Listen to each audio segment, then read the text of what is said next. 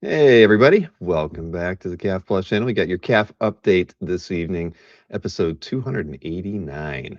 So, yeah, this could be a kind of relaxed coasting kind of show. We've got a heritage recap, but not the usual gaggle of seasoned veterans in the hobby tonight. It's just going to be Dan and I. And what else we got? I've got some unboxing to do. We got a few mystery sketch packages that came in. Not a lot, maybe about 12 pieces to open up here, but a little bit more of that.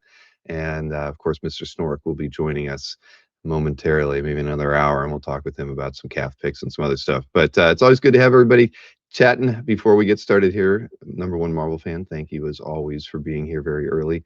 I didn't see, was Mr. Red Jack in here early? He wasn't. He must be out for the evening, as are a lot of folks in the Northeast for some reason. Albert was going to join us tonight, but apparently he would rather watch a basketball game than hang out with us. I don't know why. It's like he can watch a basketball game, I don't know, 100 nights a year. He can only hang out with us a couple times, but he would rather watch that on his own. But we'll get him here another time, I'm sure. But let's bring Mr. Potic in. He is ready, raring to go, and his art looks more organized on the back wall than I believe I have ever seen it. Hey, Hey, Bill.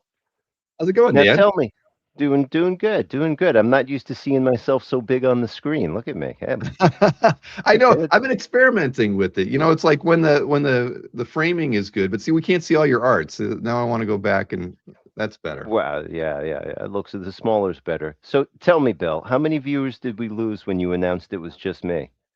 I don't know. It's kind of funny right now. The count on the on my little in StreamYard viewer says 0, but clearly Wow, we wow. have. I knew Albert was more of a draw than I was, but I had no idea.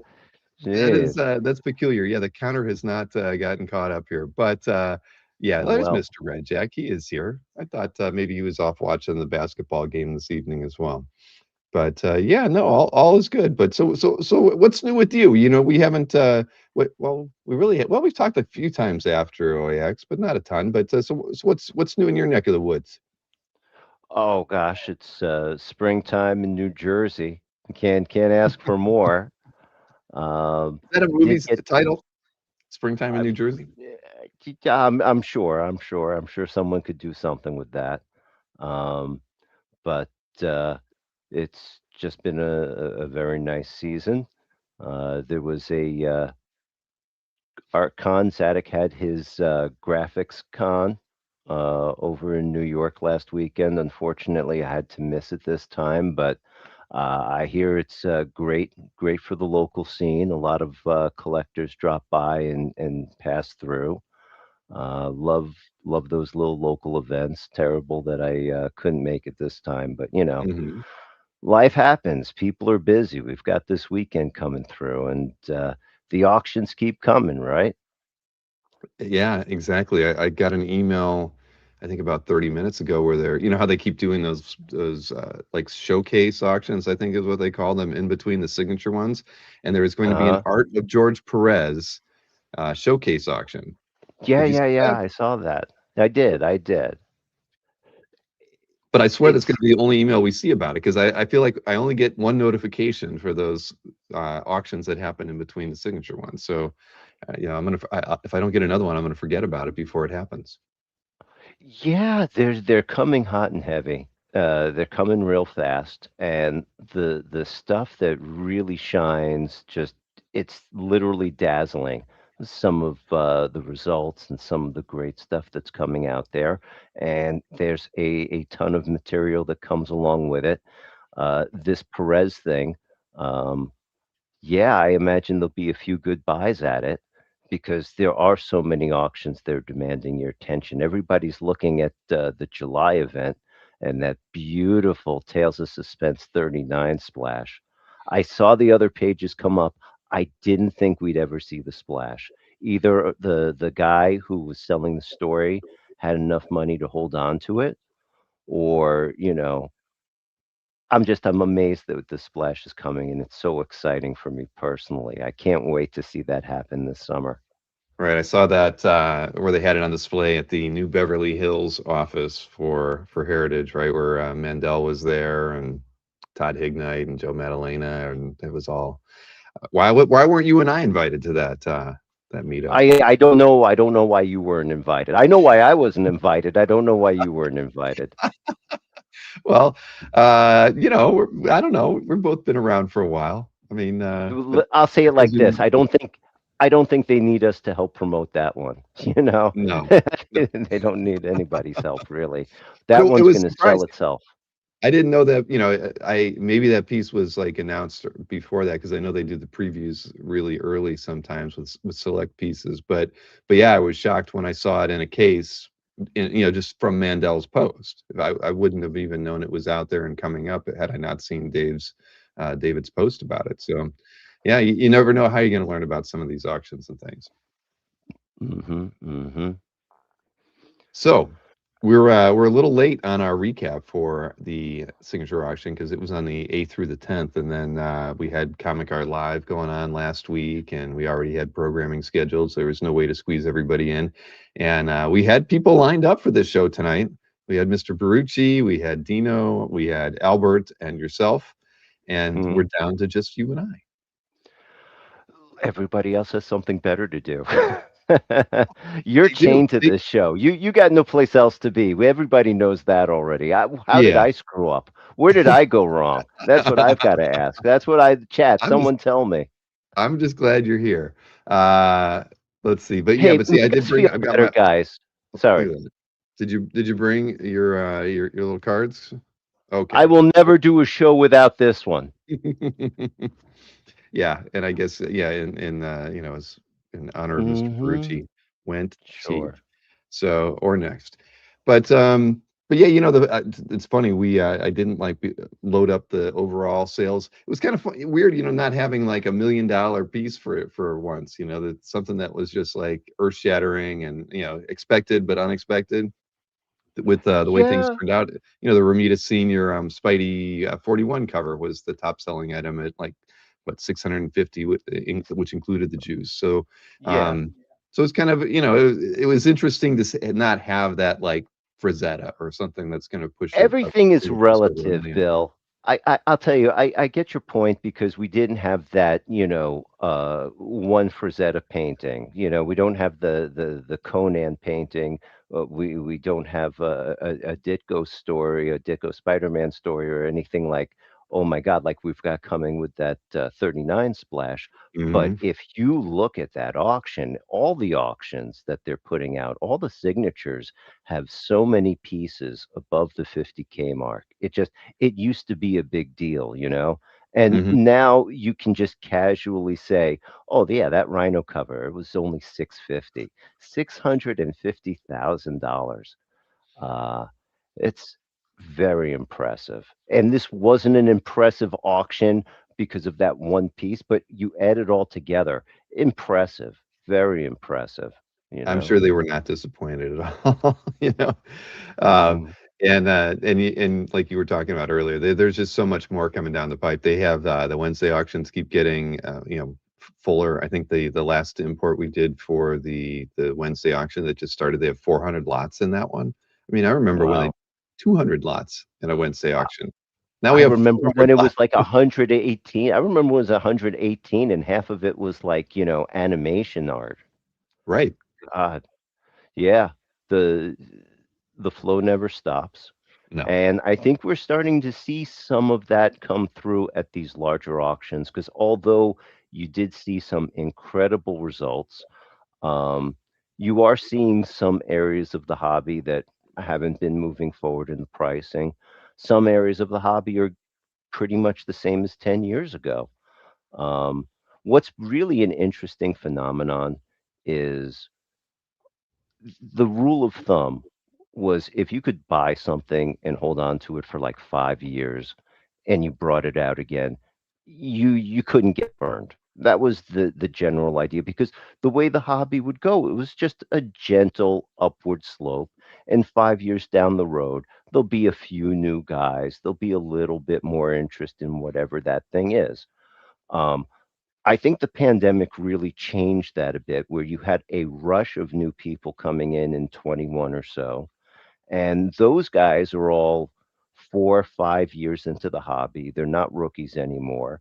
And at this point, you've had a chance to really blow all your fresh cash. And people start thinking, legitimate, maturing collectors, not flash in the pans, they start thinking, yeah, I can let go of a piece or two now.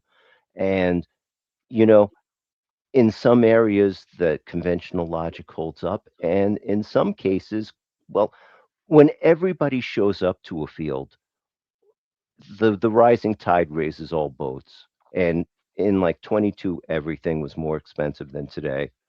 I mean, beforehand. And some stuff kept running, some stuff haven't hasn't.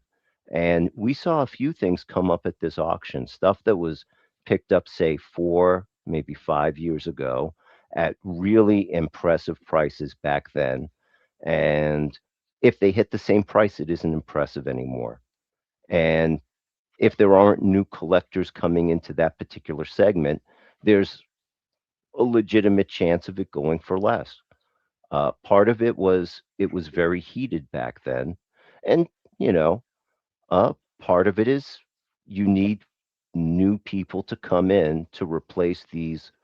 I'm not going to call them aging collectors, but maturing collectors, guys who don't need to buy a million pieces, who have to get a little more choosy, who start Mhm. selling a couple pieces when they buy a couple new pieces. It's just how it goes traditionally. So it's interesting watching these demographic changes play out in the auction. And we saw that. We saw that. Right, I wish I could remember when it was pre-Cal, probably a week before that. I was looking over some market data and, I saw a cover that had recently, maybe a month ago sold for around 13 and a half that 4 years ago had sold for 18 and a half. Very good cover too, but I can't remember what it was. I feel like it was a Perez cover, for instance. And it just shows you that, like you were saying, sometimes things were a little bit more heated, and that's the outlier. That doesn't happen too often. A lot of times it just stays flat and the same. If it sold for 18 4 or 5 years ago, it's still going to sell for 16 to 20 this time around, or it could be more. It depends. It's not, but it would. But I've seen it. I've seen it happen a few more times than I would have thought, where I see a piece drop significantly like that. And but it's bound to happen, like you said. If you uh, it's all about bringing in new and engaged and energized buyers, and Mhm. and seeing value in certain niches that that maybe aren't that that don't have as many interested parties in it. Me being interested in X-Men artwork, I'm always going to be at a disadvantage, right? But there's certain titles out there where you can still find a decent deal here or there. Oh yeah, definitely. It's actually a great time to be collecting as a collector. If you enjoy the art, if it gives you that pleasure, it's the intangibles that really make it all worthwhile.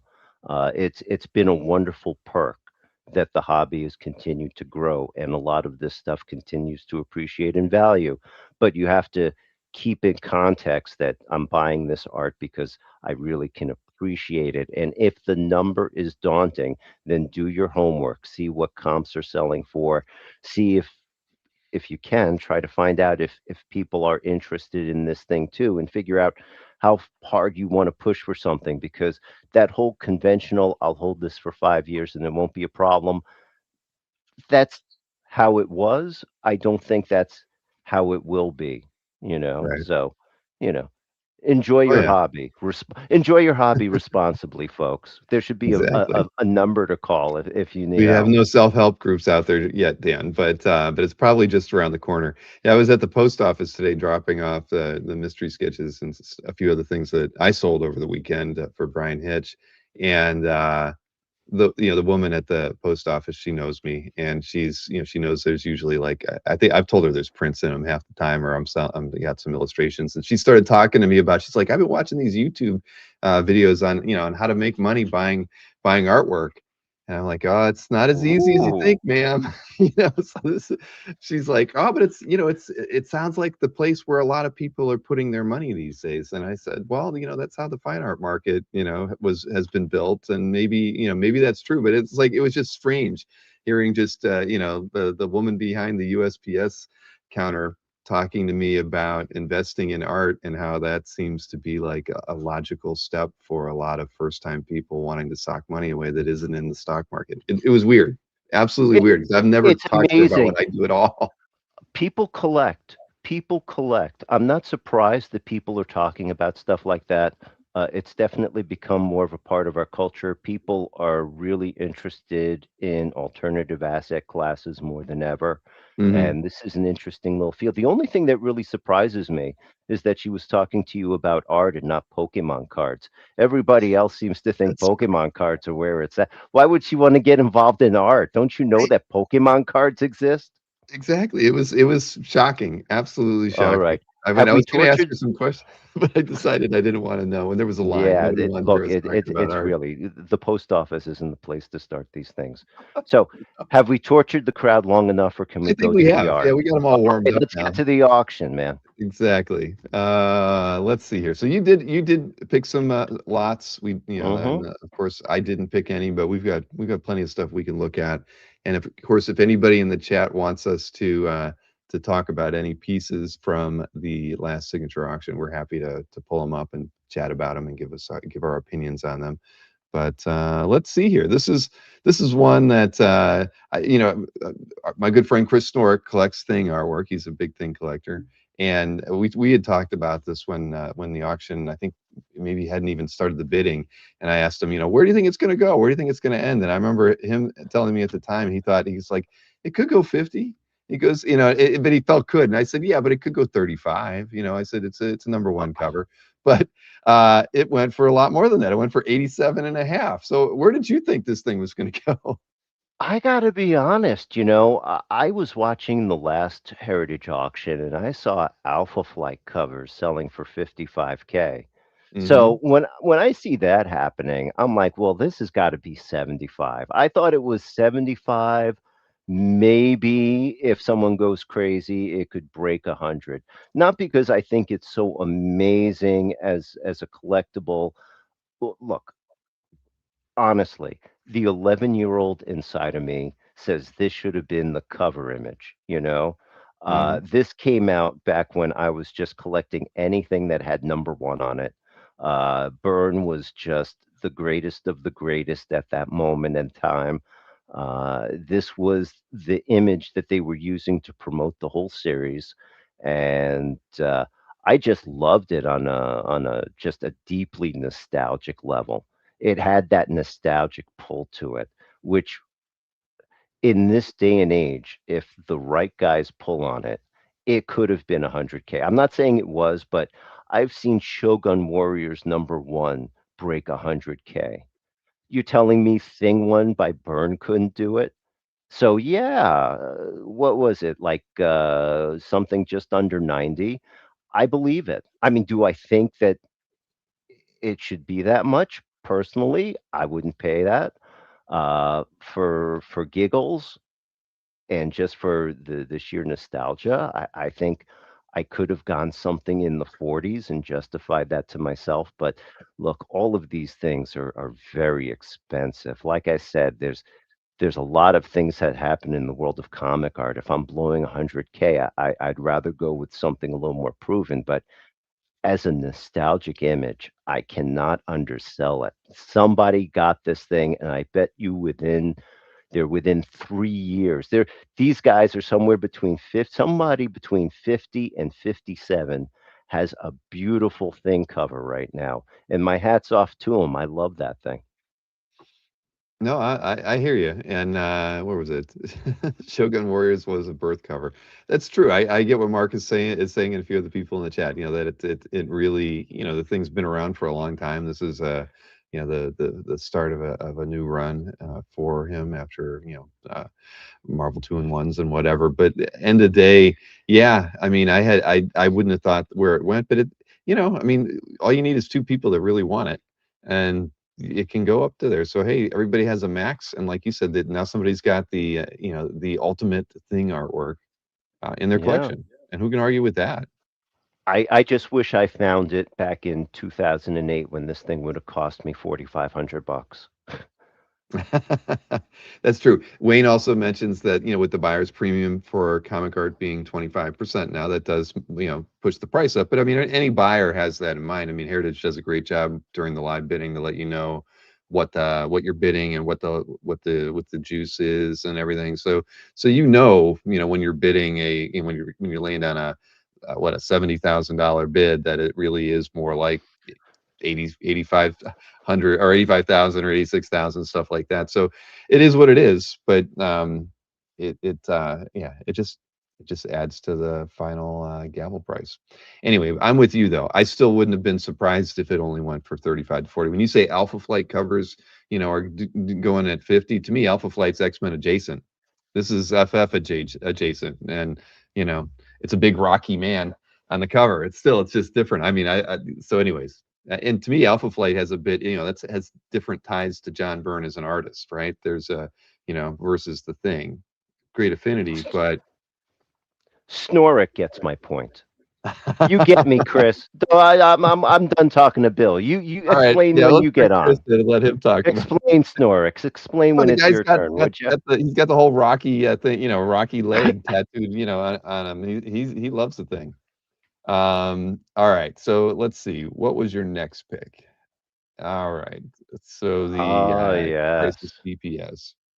Yeah, too bad Barucci isn't around for this one. I'm sure he's had a few things to say about it. Um, Everybody knows what the crisis is all about. The crisis was just the revamp. It's a huge series. It was the turning point of so many things in DC history, and you don't get many pages like this. You get to see a lot of pages from the series, 12 issues. Some of them were double sized. Um, it covers everybody. Every character was involved. Anything that could happen happens. And we get some really great group shots, but you don't really get this many characters. This is just chock full. I didn't do the count, but I'm sure in the heritage description they went through the trouble of counting them all down. I thought 57 for something this good was a pretty decent deal. Um, the only thing that I can say, talking to a few Perez aficionados, is that a lot of those pages that came from the series had a tremendous amount of polish. You can't even compare like Marvel's Secret Wars to how much little detail they put on this one. And maybe the individual characters don't have that kind of polish that you'll see on some of the other pages, but most of the other pages don't have this many characters. No, they don't. Whoever picked it up did a great job. I saw 50 as the floor for this thing, and it just broke the floor. So, you know, great buy. Yeah, 57 and a half. Yeah, I had no idea where this one was going to go. I mean, there's a lot of great DPSs and individual panel pages that are very memorable from that run, but this one was just special. Definitely. Um, I remember when I did the show with Joe when we were previewing it. I had no idea where something like this was going to go. So hey, but a piece like this, I want to look at it every day. I hope it ends up on somebody's wall. Or museum. Probably won't. It'll go in a vault, won't it, Dan? You know what? You never say never. Never say never. There are all sorts of buyers for these things now. Right. Could be in a vault, it could be in the foyer of someone's fourth favorite mansion, or it could be hanging in a museum sometime near in the near future. It's an exciting time for comic art, high-end comic art especially. Without question. Now, okay, now this one needed to be looked at. The Joe Shuster Action Comics 24 cover. It went for $450 with the buyer's premium, but man, 450,000 is. I mean, what was the? I can't remember what the prices were on those other early Action Comics covers. Do you recall? Well, obviously the other Schuster one that sold at the last auction sold for 1 million. Million, Um, right? I know that others have come up for like four, five, 600,000. So this is kind of on the range. But here's my hot take. I think that thing was the bargain of the auction between you and me. Really? It sounds crazy. Well, see, if Albert was here, I'd hold his feet to the fire on this because I said this on the last show. These things really shouldn't exist. The entire early collecting community, all of the early guys, the Pikaches, the Arselnekis, the Super Snipe guys, the Manarino, everybody was turning every corner of the hobby upside down for Joe Shuster Superman art, and they came up with pretty much nothing. A couple of pages, stuff from his studio, but nothing like this. Um, it just so happened that when they found one, they found two in the same place. And I think they promoted that first one wonderfully, but they didn't really make the second one as well known. And maybe, just maybe, there was this seed put in, hey, if there's a second one that we don't know about, maybe there's a third one or a fourth one. But I'm telling you right now, guys, there ain't. I mean, I can't be 100% sure, but probably this second one is the last one I expect to see come to market as a collector, you know? So if that last one was a million, I think this one should be two. Maybe that first one, if everyone knew the second one was around, maybe that first one wouldn't have gone quite as high. Right. But whatever the absolute number was, this is not half the cover that that was. If that was too expensive, this definitely is still too cheap. It should have been 700, 750. My humble opinion. 450. When do you That's ever get to good. buy anything 300K under fair market value? I think it was brilliant. Great buy. Great buy. Even at $500,000, that was a great buy. You'll never I see don't one have. again. I got nothing here. I can't. Here, I'll just give. Or that's all I got. Uh, yeah, I hear you. Maybe we'll see that other Schuster cover over at the Lucas Museum in the fall or something like that. You never know. But like you say, if that were the only one to come up, the $1 million price makes sense on it, and maybe. Well, you just never know. What I'll be curious to see, Dan, is if in the next 12 months we see another early Superman or cover come up, because then what do we do? I don't. If it's a Schuster, I'll be mad. Look, I'll never say never. I'll never say never, but I know a lot of very, very accomplished collectors who tried very, very, very hard. But with this hobby, one Mm, closet, if the right closet opens up, oh my God, what could fall out, We don't know what we don't know. right. All right. Well, let's see. What was the next piece here? Some black costume concept art by Mr. Ron Friends. Well, I love it as a package. I mean, okay, Hmm. the ASM 252 means a lot. A lot of it's nostalgic, like the thing cover, but it's also a significant issue. You either get it or you don't. But I love the whole package. He did some fleshed out cover concepts. You've got the prelims to the whole thing. Now the prelims are tiny, like multiple pages done on one sheet of paper, but Hmm. what you've got is the whole ASM 252 package, just shy of the original art, as opposed to the published pages. It also comes with, I believe, the script for the issue, which okay, there's no art on that, but I thought it was a very interesting kind of thing. There were a lot of little materials there. If you price the prelims, I think pricing wise, it sold for like around 60, and maybe that makes sense because there's multiple pieces involved, and everybody loves Spider-Man. Spider-Man's money. I think I don't know. I only know art, so I don't know how this kind of stuff really prices out, but it was really cool to dig through, looking through how they kind of built it. That the Black Spidey was a huge thing for me as a kid, and I really appreciated digging through how it got put together. Yeah, the homage cover was still one of my all-time favorite homage pieces ever done. So I'm definitely with you there. But now you didn't buy this, right? This isn't one of No, the this wasn't no, on no, your no, target list. Okay. no, no. Kind of wish I did, but I didn't. I didn't. I'm sorry. I wish I could have bought everything I'm talking about tonight. All right. Okay. Oh, okay. So this is a good one. The Jorge Jimenez Superman Spider-Man #1 cover, and there was a lot of variants and things made for this as well. This one, I guess probably wisely, they put this one up for auction, and it went for $52,500. I mean, with the juice. So Right. that's a pretty strong price.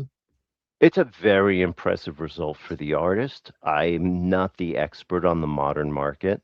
I was really hoping to actually grill Albert on this piece because he's handled a lot of the crossover art. I know he's done Jim Lee's pieces and not having any trouble moving them at very good money. I mean, people jump in. You guys who understand the Jimenez market better than I do, let me know if I shouldn't be as amazed at this result as I am.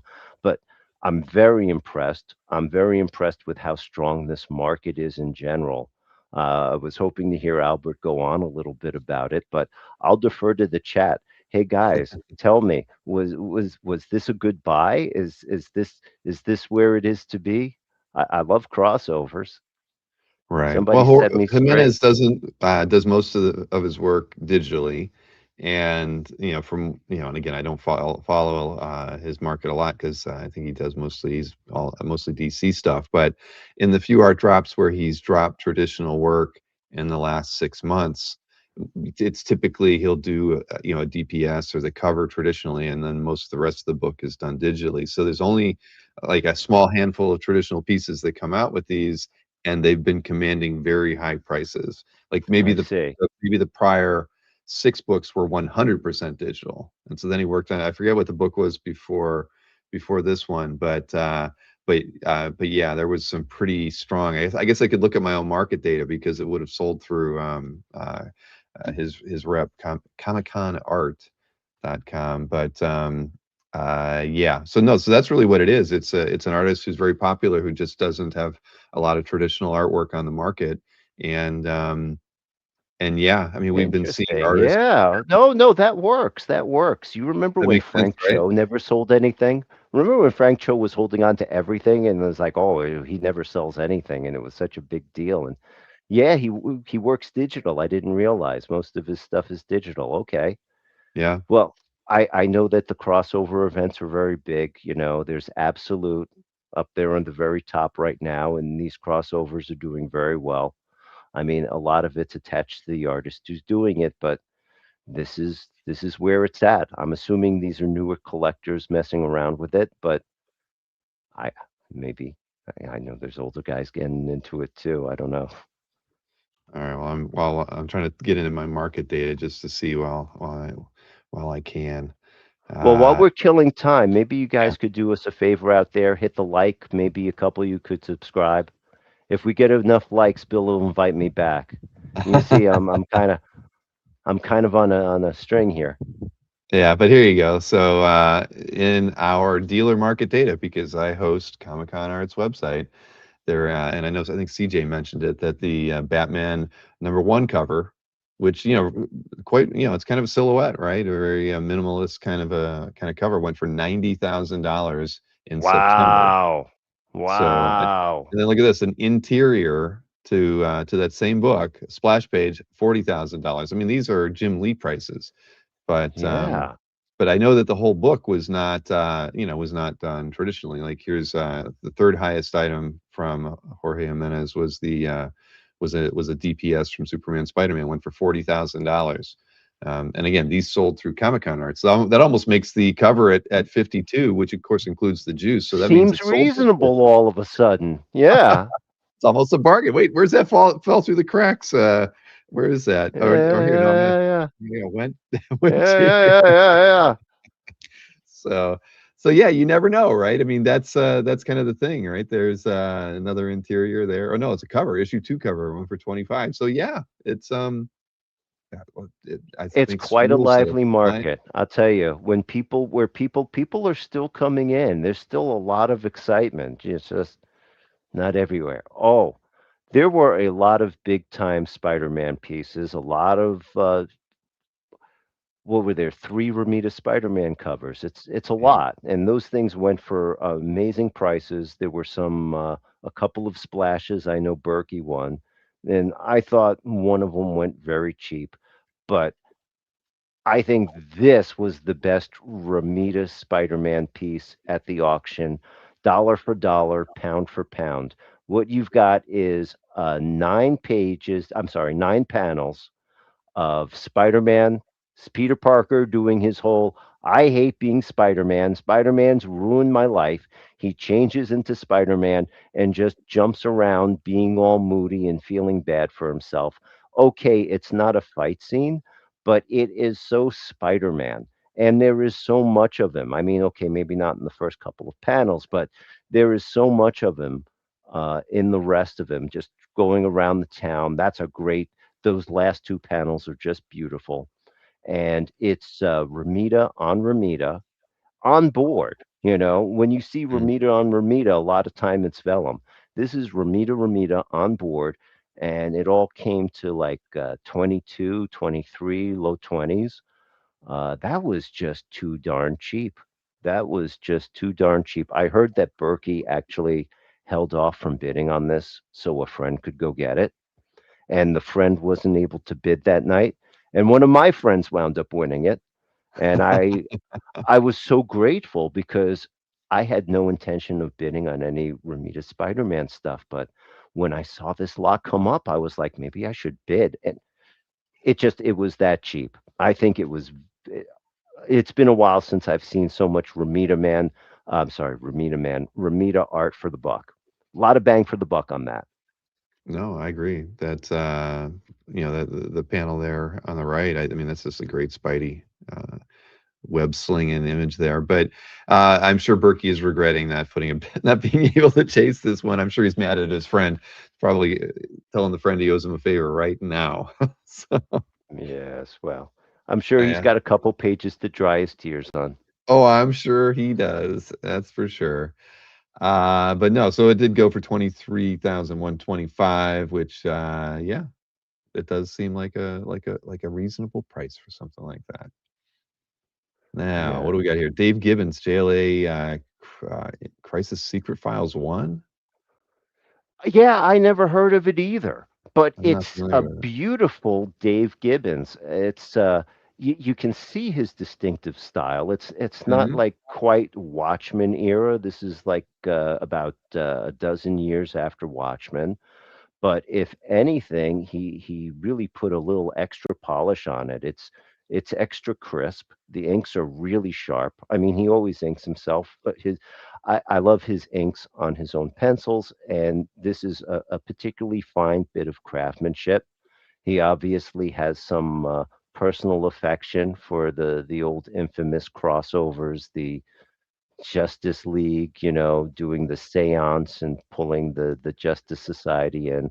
I never saw it, never considered buying it, almost won it just because it was just so darn cheap. They almost gave it away. I was You were outbid outbid. though. Well, I Alright. wasn't pushing myself this time around, but it is just a beautiful bit of line work by Dave Gibbons. You very rarely see the better, and very affordable for what it is. Yeah, $3,250. Marcus says, yep, JLA 21 homage and cheap. So that one fell through the cracks, definitely, and almost fell into your lap. If no, I get it. Yeah, Sometimes you have to do that, right? If it's a deal, it's worth exploring.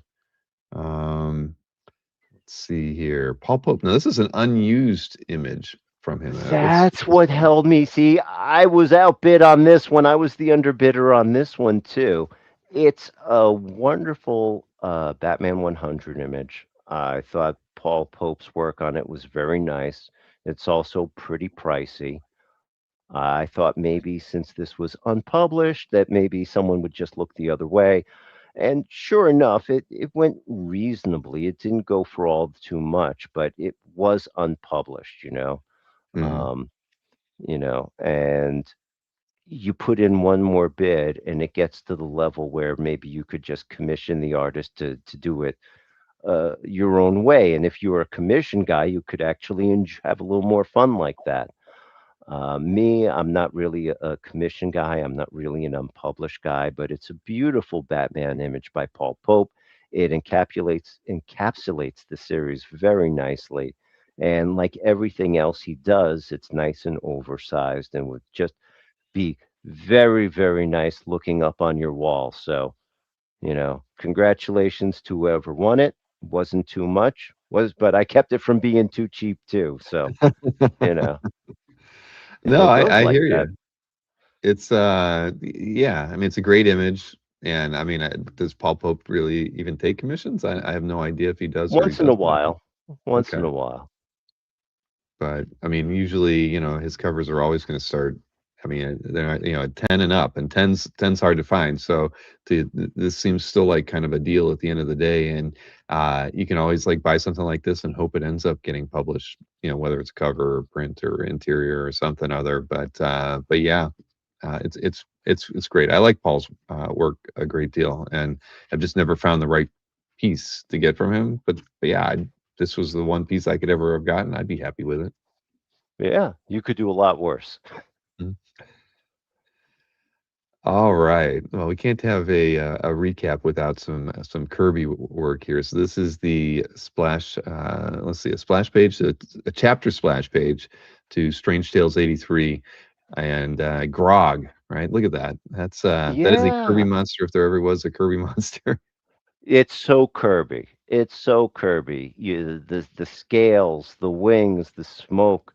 It's got the energy, it's got the drama, you've got your giant monster, but he isn't just, sitting there scratching his armpit. He's on the attack. He's catching up on us. He's going to go eat our plane or whatever the heck he's doing. Firing his I don't know, is that like laser snot? Whatever it is, it's quite menacing.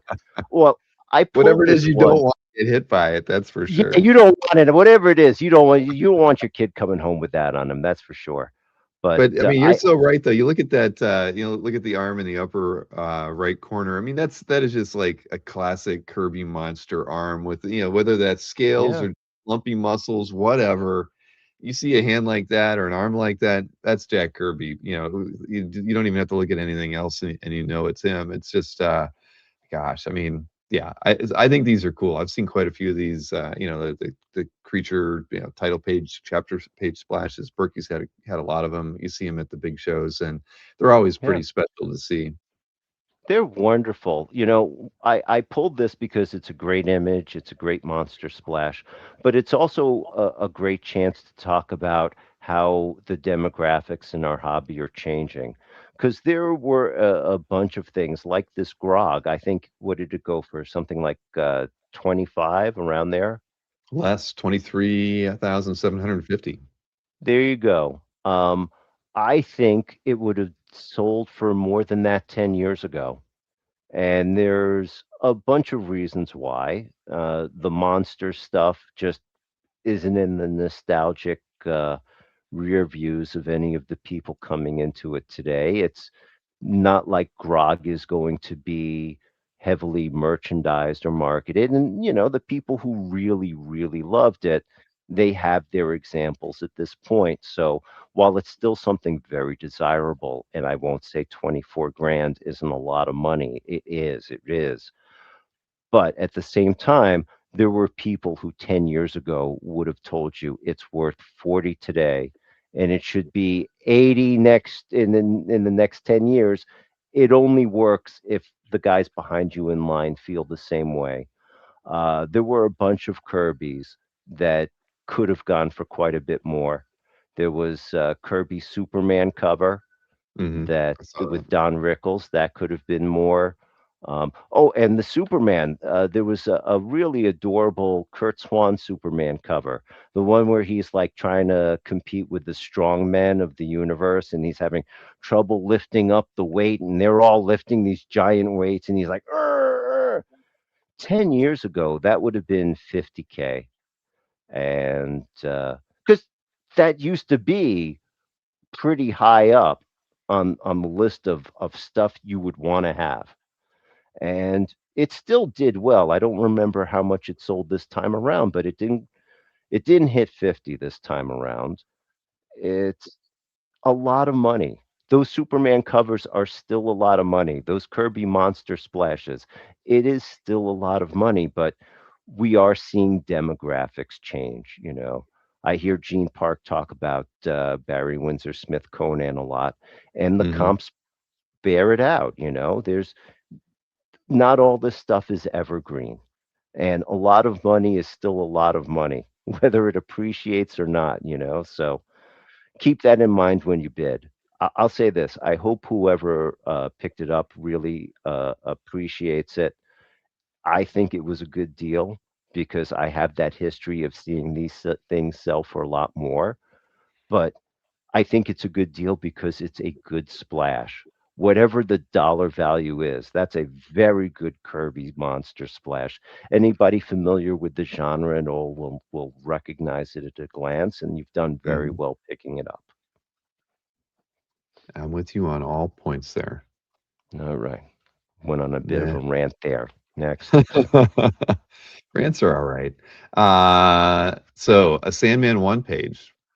You took a few Not just a Sandman one page. The page one to number one, which mm-hmm. maybe that's a thing now. I don't know. Is page one, issue one a thing? I sold a couple of those over the years. I hope I don't regret it. But no, this was very much an outlier. Um, we've seen a bunch of Sandman art come up, and Neil Gaiman had his personal issues that I think affected the values for a very hot minute.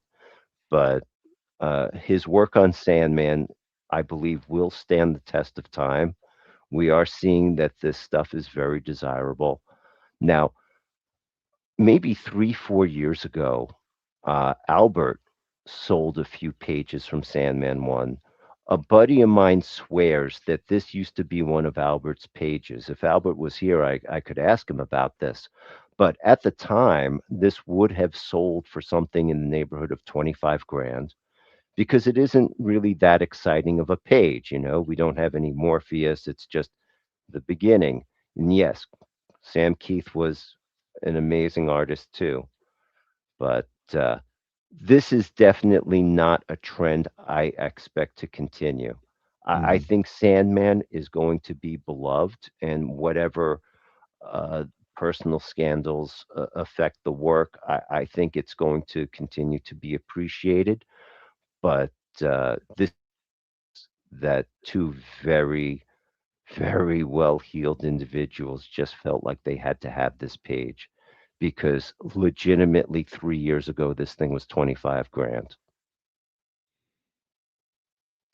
Well, I mean, I'll uh, talk about it great. I don't mean to downplay the art. no, no, It's it's not. Well, it's the it's like beginning of the Sandman. I'm not trying to downplay the art. It's just the result is so nuts that you have to talk about it more than the art. I feel like I'm doing it a disservice.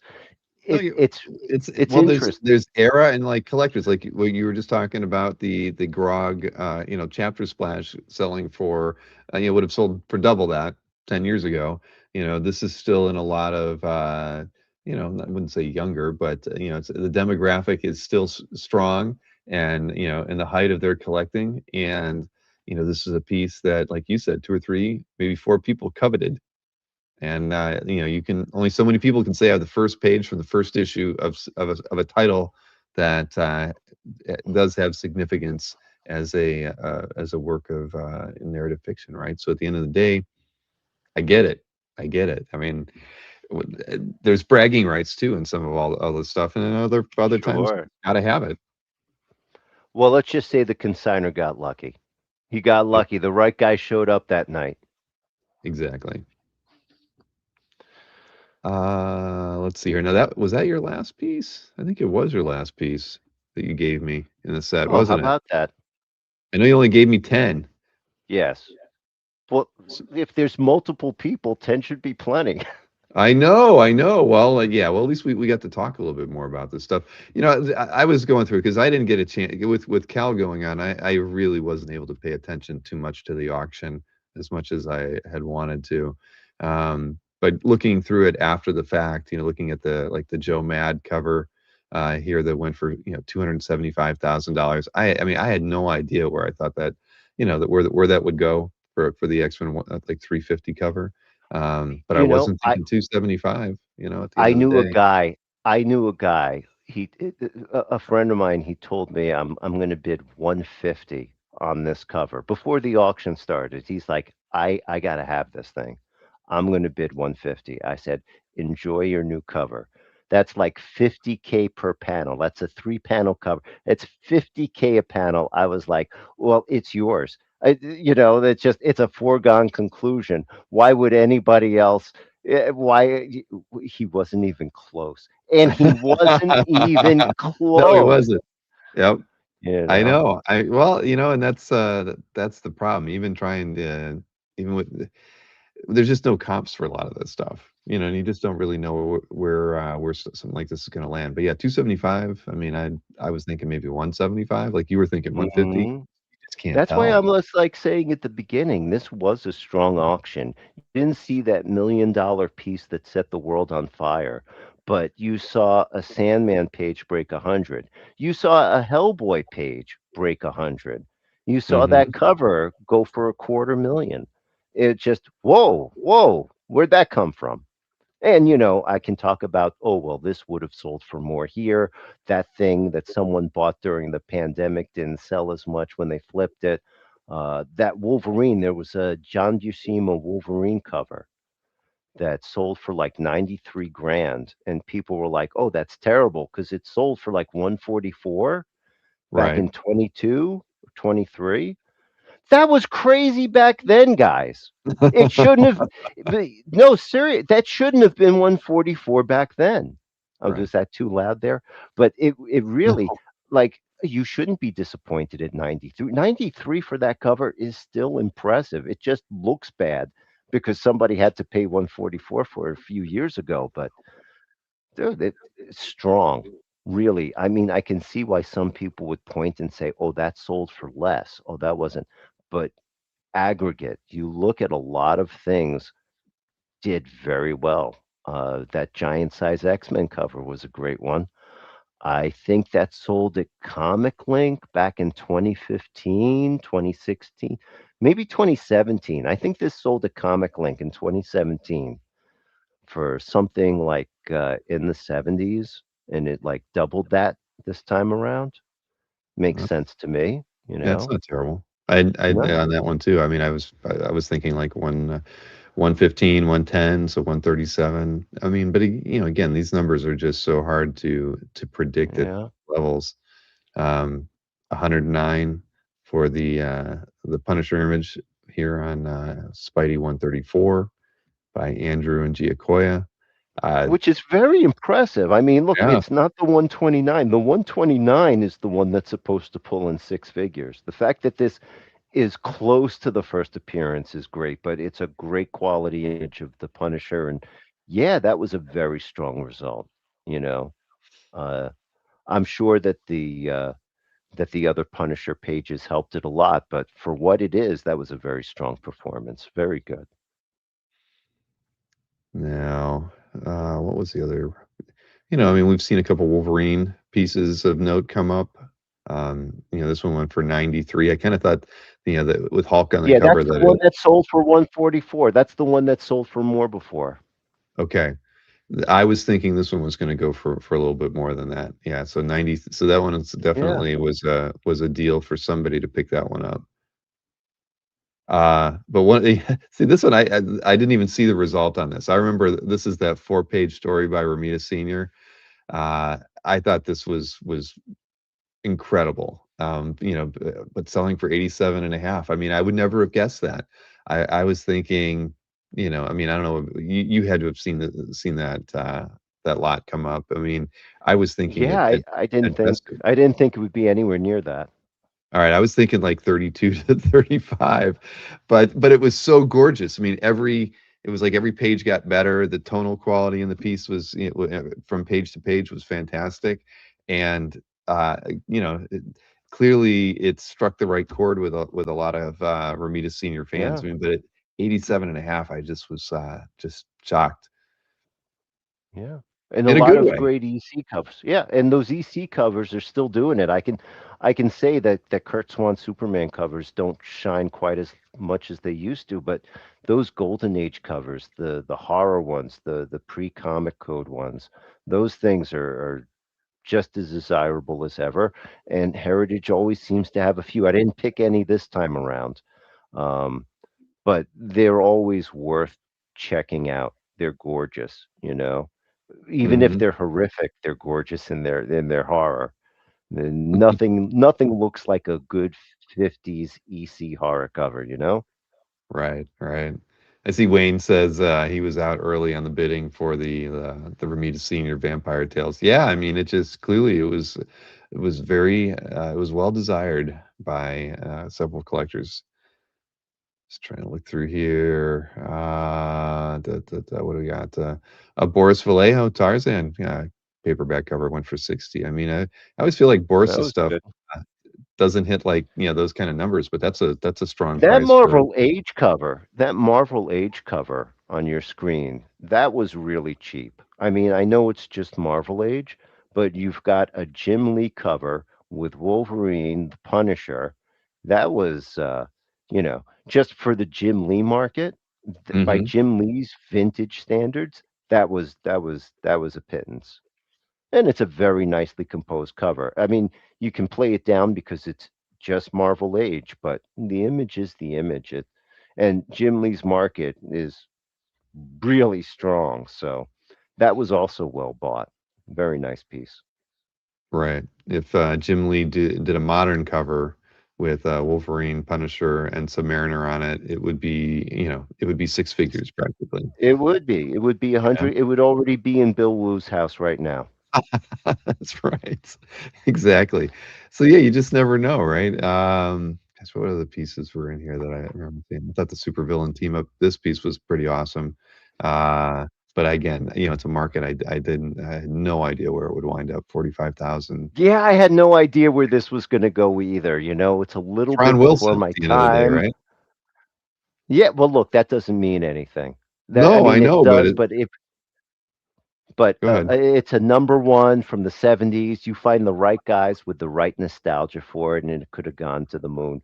45 seems just fine for it. That seems like a good price. Not it seems like enough, but not punitive. I'm not See, scratching my head over this one. well, here's a factoid here. I mean, I just did a quick search to see, Ron Wilson, what's the most expensive pieces, that he has done. Well, believe it or not, this cover was the most expensive, but when it sold in 2022 for $66,000, so 4 years later, Oh, it dropped. wow. So this is one of those pandemic back to markets from the pandemic. I gotta say, 2022 was a weird time It to was pick a up very comic art. strange year. It was very easy to spend too much on a piece back in 2022. I mean, listen, you can still spend too much money on comic art very easily. I'm living proof. But it was so much easier 4 years ago when everything's going up and you don't know what's going to hold its weight and how much is what's good. It seems like everything's going to double if you don't buy it now. So, that really brings out something in an auction environment. So, but I love the cover. I think Oh, at of course. 45, it's a great pickup. At Any 66, I'm not so sure, but 45, yeah, I like it. giant Doom image, it's uh, always going to be sought after. Um, what else is in here? I don't want to look at too many things. We're almost at an hour here, Dan. We we've managed to get through some good stuff here and have some good conversation. Uh, oh, Gil Kane Warlock cover, that's classic. But yeah, well, that's where, a lot of digging and a lot of research is always going to be needed when you come into an auction like this to see, looking for comps, was it on the market in the last 5 to 8 years where you can kind of, maybe make a best guess on where you think a piece, should be. And it's still a lot of guesswork at the end of the day. I mean, like, Oh yeah, there's never a hard price. There's only a hard price on a piece of art for one moment in time when you have to cut a check. Otherwise, it's completely nebulous in value. You know, it's funny how it works. It's just at these price points, very few people can just go in and just shoot from the gut and see what happens. You definitely have to manage your budget and stay on top. It's so easy to go over your heels. And you start fighting over one piece, mhm. tens of thousands of dollars, tens, hundreds. It's a heck of a hobby. It's very It exciting to watch. That's why I keep watching. That's why I'm always ready to talk about an auction. I love watching them. They're exciting. Well, yeah, no, I watched the live bidding on this. That was about the only thing I got to watch was, or follow on that weekend was the live bidding, because that's always just fun. I like seeing how the the auctioneers get through stuff. They all have their own kind of pace. But yeah, no, I mean, in a Bianchi, this cover going for 27 and a half. Again, you got Doom on it and Spidey. I mean, there's some good stuff in there. Oh yeah, that's a East beautiful one. Momoko, look at that. Her stuff's still going crazy. Oh yeah, that's not going to stop anytime soon. She's got a market. Um, she's got a market. Jimenez has a market. And lots and lots of little cropping ups of collecting communities moving around their artists, and there seems to be room for all of us in here. There's enough art to go around. I don't know about the money, but the art we got enough art now. We get more than enough art. That is for sure. Well, yeah, we're gonna make sure that the next time we do one of these, Dan, which I don't think is too far off, right? When is the next signature auction? Maybe I should go. July, I thought July it was is the big is it dance. right before. Is it right after San Diego or no, I'm not I think sure. it's before, either Before before or makes more after. I sense. I don't do San Diego anymore, so I never have the exact date down. But yeah, it's going to be a great auction. And definitely, it's going to have that marquee, the one that we were talking. Remember how we started this whole thing? There was no one marquee item. July is not going to have that issue. July is going to be interesting. Ooh, I mean, they were all interesting, but oh man, I Yeah, can't wait to see that early Iron June. Man splash. ML MLB saying early June for the next signature one. That seems too early though, because I mean, if May 8th through Is the it? 10th, June. How would they do one month later? Not even a month after. That's weird. Uh, No, it can't be June. They would be bidding already. right. Yeah, that doesn't. That might be No, like the no, it's Perez got to one or be something. July. Yeah, I'm pretty sure Joe told me July on the next one. I'll dig it up and find out. But anyway, Dan, it's always fun, man. You've got you got. I was gonna say you have a voice for radio, but that would you would might have taken that as an insult. I love hanging out and talking with you, man. Because you've been in this hobby for so long. You've shown me what the image of your collection on your phone. I know you've got one of the coolest collections, one of the most enviable collections out there. And oh, don't you wave your hand like that? And it's true. It's so true. All right, I won't say it. Thank you. You've introduced me to quite a number of people over the years as well. So you've been a great friend, and so I do always love hanging out with you and getting to talk about the hobby. Marcus says there, July 10th through the 12th. That sounds about more Mhm. it should be 2 months out. So we'll be looking at that. That will be close to San Diego though. So maybe we'll be able to get the a recap in before we head out to San Diego. I think that's like 2 weeks after it. So we should have plenty of time. I'm going to put it on the Oh, calendar, Dan. That way, Albert, Berkey, Barucci, and Dino all have no excuse if we give them 2 months heads up on when we're going to do one of these. yeah, that's how it works. Sure, as long as we give them enough notice, nothing will happen. All Right, right. as long as there's no sporting event, we know we can get, Albert to show up. I mean, come on. What Whatever. have you seen the Knicks play this year? I No. look, I'm inclined to give them a pass this time around. As a longtime New York fan, I can tell you there aren't many seasons that the Knicks are worth watching. This is actually one of them. Um, Well, I'll go I'm a I'll Clevelander, go so, I mean, I'll it's say this. I'll go easy on him today, but listen to me. We're going to be going head to head, me and Albert. And when we meet in the cage, that's when I'm going to be getting a little rough. Dueling dealers. Next month, that's when I'll see you again, that Bill. We're is doing dueling dealers. that is true. Me We should, and yeah, Dino. did I load it up? Let's see here. Yeah, yeah, yeah, I got it on the schedule right there. June 10th. So there you go. That's the Rumble in the Jungle in, June that Oh we my need to God, is that it? Yeah. So yeah, just Albert two Moy. and a half weeks. Right. So we gotta get, I gotta get Albert, talking to, I gotta get a promo from him. That's what I need, where he talks about how he's gonna mop the floor with you and Dino. That's, Yeah, unless the Knicks are playing that night.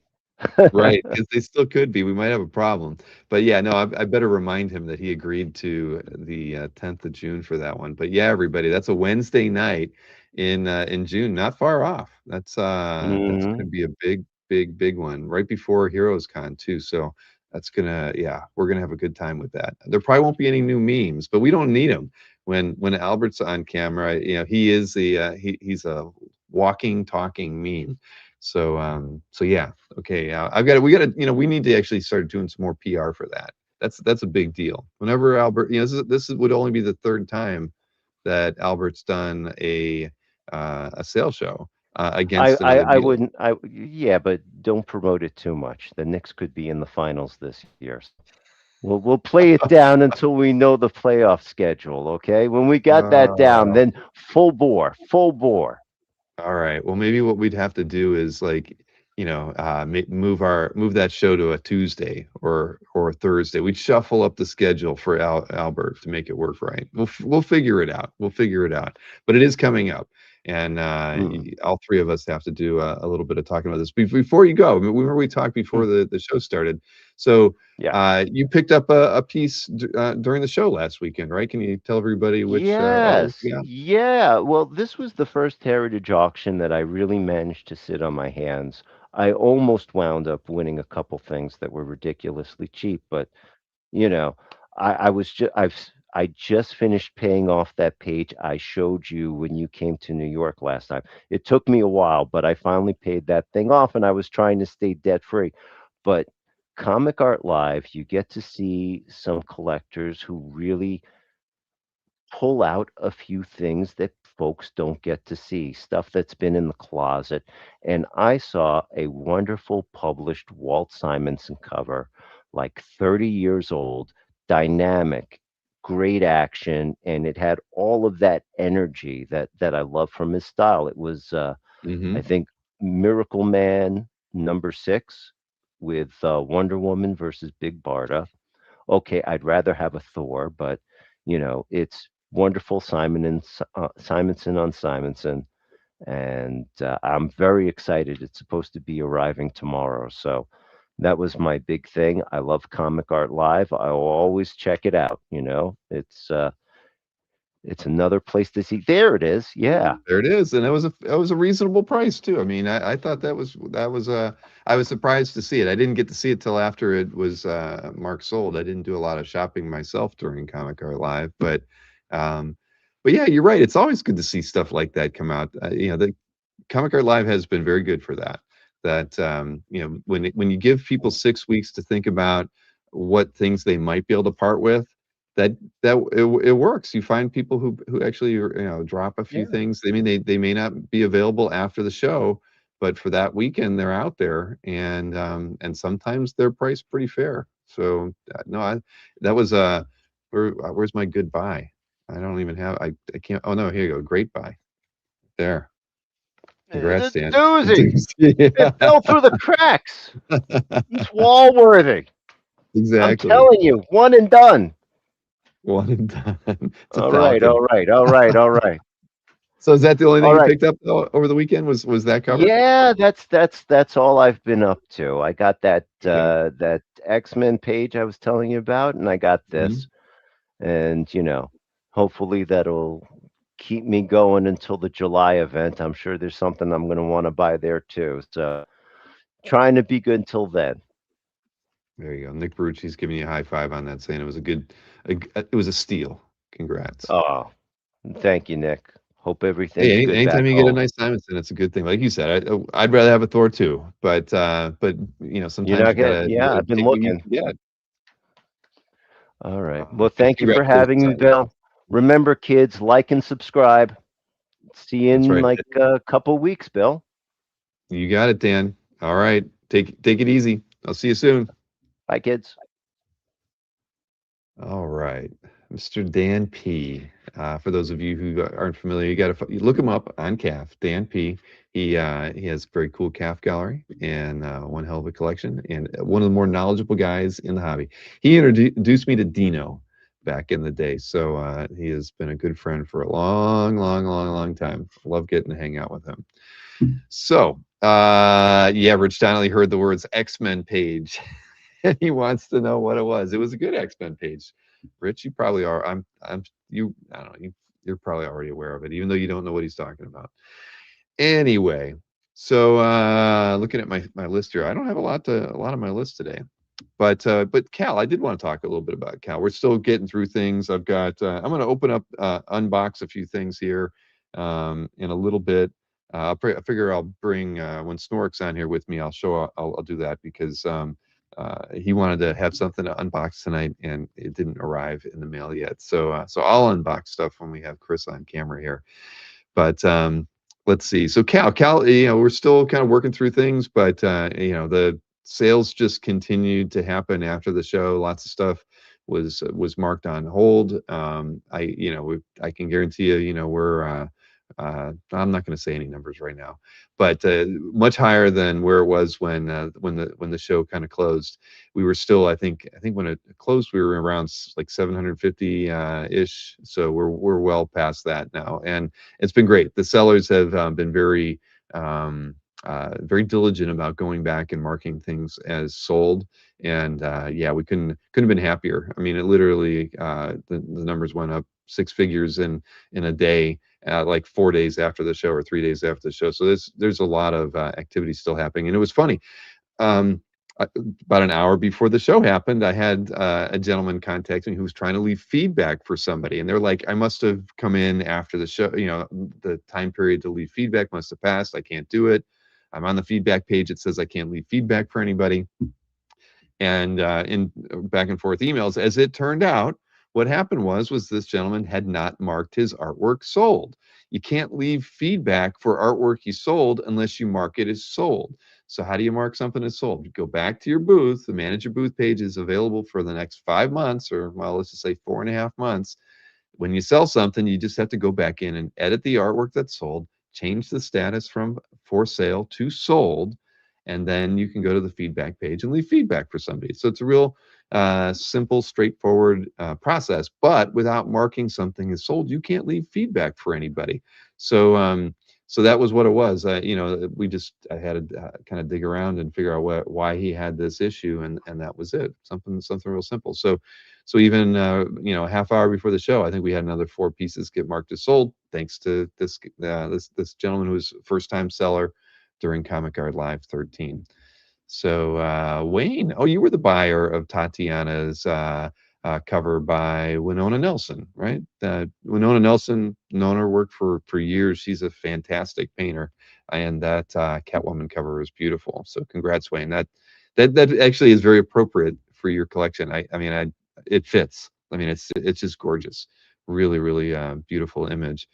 Um, Nick Barucci did a big trade with somebody during Comic Art Live. That's true. It was for a Burn pencils only cap page for a story that he was putting together. I remember that. Um, it's the thing is, Comic Art Live has a lot of legs in it, and a lot of momentum. And I think that people just simply don't quite understand. Um, you know, Adam Kubert had a booth during the show, right? He only dropped 6 pieces, and we worked with him on that. He sold 2 of them using the Stripe checkout, but as part of that, he sold a $25,000 cover as well that wasn't listed. Just somebody seeing that there was the opportunity to ask Adam some questions about what he has available was able to net another 25K sale that doesn't get recorded as part of Comic Art Live. I can tell you that managing the Brian Hitch art dropped, we sold 4 pieces that were not part of the drop. That because people saw that there was some FF pages from his run from a book that somebody wanted, they reached out and said, "Hey, it's like my favorite villain. Is there any other pages from that?" And I looked, and there was like 12 other pages from that book. So it sold 2 pieces from that story, and then had a couple other inquiries from people who asked about other stuff that was still available as well. So, when you look at the raw numbers for Comic Art Live, and you can look at it and say, it's $1 million in sales. The fact of the matter is that there's a lot of sales that happen in your in a booth owner's classifieds, or as an artist getting side inquiries. Easily, $250,000 in sales happens just from the fact that Cal is out there and making you aware of these potential sellers who sometimes maybe you don't see their stuff in the classifieds. You don't know what else they have, and then you pop into their booth. You see you have they have stuff in line with what you're interested in, and you either check out their classifieds or maybe ask them a question. Bottom line is sales are not limited to the numbers that you can see when you're running searches on the site, nor are they limited by what's in a booth. Because and this has been true from the beginning of the show. I mean, it's always it's why we link to the classifieds, why we tell people not to port their classifieds over into their Comic Art Live booth and to bring new stuff, because you already got that other stuff out there. People will find it during the weekend. Um, Marcus is wondering why I can't use HTML in his descriptions anymore, because we put a WYSIWYG editor on I'm assuming when you say description, you mean on your art detail description. But yeah, we could talk all about that. Chris Nork shipped out all of his solds yesterday. Awesome, Chris. So did I. So we're on the same page, same time frame. Why does the code still allow people to set the prices to 0, Bill? Well, do we? Okay, I guess could we write code that says no, you may not put a 0 in here, use SOB? I guess we could. Then what? Somebody's going to put 0.01 in, right? So what are you going to do if somebody really wants to zero their stuff out? They'll just put it for $1. They sell it for 1,000 and they drop it to $1. We'll never be able to win at the end of the day, but it is what it is. At the like I say, sales continue to come in, and we're very with everything on the participation level, with so many new artists participating, as well as socially. I saw more reps putting announcements out there about their Comic Art Live booth in mailings and socially. As a team, I think everybody agreed that we were all over social media over the weekend. The promotion that happened thanks to Mystery Sketch and the 110 artists that were part of that was pretty incredible. Uh, yeah, it was a great weekend, and it exceeded a lot of the at least the surface goals that we wanted for the show. So we were very, very happy. Marcus Weiss says $450 Quintana sketch sold. Surprising, it went that high. As a it is what it is, Marcus. You never know. Um, all right, Kazra. Kazra brought it up today. I couldn't even watch socials over the weekend. I was too when I wasn't napping in the middle of the day. Kazra called on Sunday, and I'd given Maureen the phone, and I was just like, Maureen, I had to lay down. I couldn't. I was like, I don't even know what time it was. It might have been like 5 o'clock on Sunday, and I was dead. I was so tired. I think, and I laid down. And I crashed while I was sleeping. Kazra called, so apologize. I didn't get a chance to even call you back and talk to you, Kazra. I'm sorry about that. But yeah, that is how it goes. Let's see. Go team, Kazra. That's right. let's see. What am I missing here?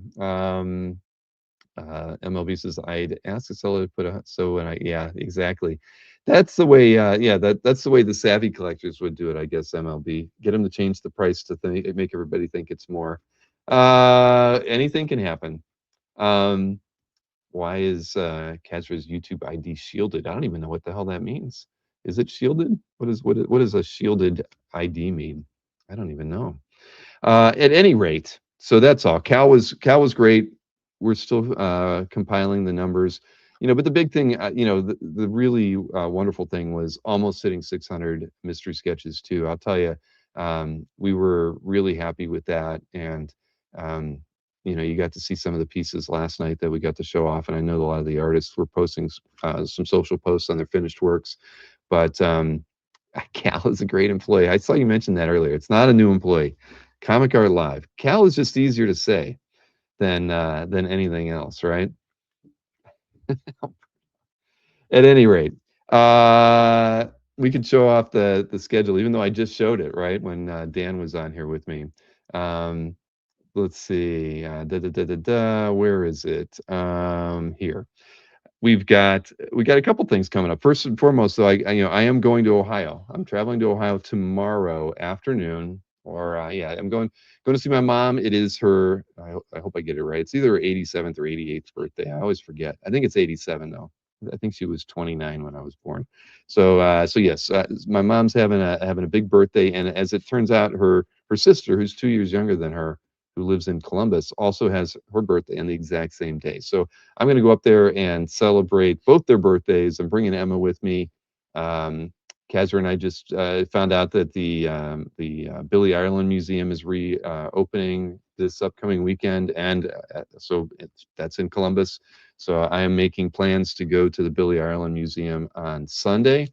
I believe there's a Daniel Clowes exhibit. Although I actually didn't get a chance to check out the website, um, but Billy Ireland Museum is one hell of an establishment for those of you who've never been there. And we really do need to find a way to make a comic art fans trip there someday. But yeah, I'm hoping to get there as long as promised it will be open on Sunday. There's also another comic art exhibit that's in Cleveland that I'm going to hit while I'm up there as well. So I'll be getting back on June 1st. But next week we'll have Dean Haspiel will be on for an interview.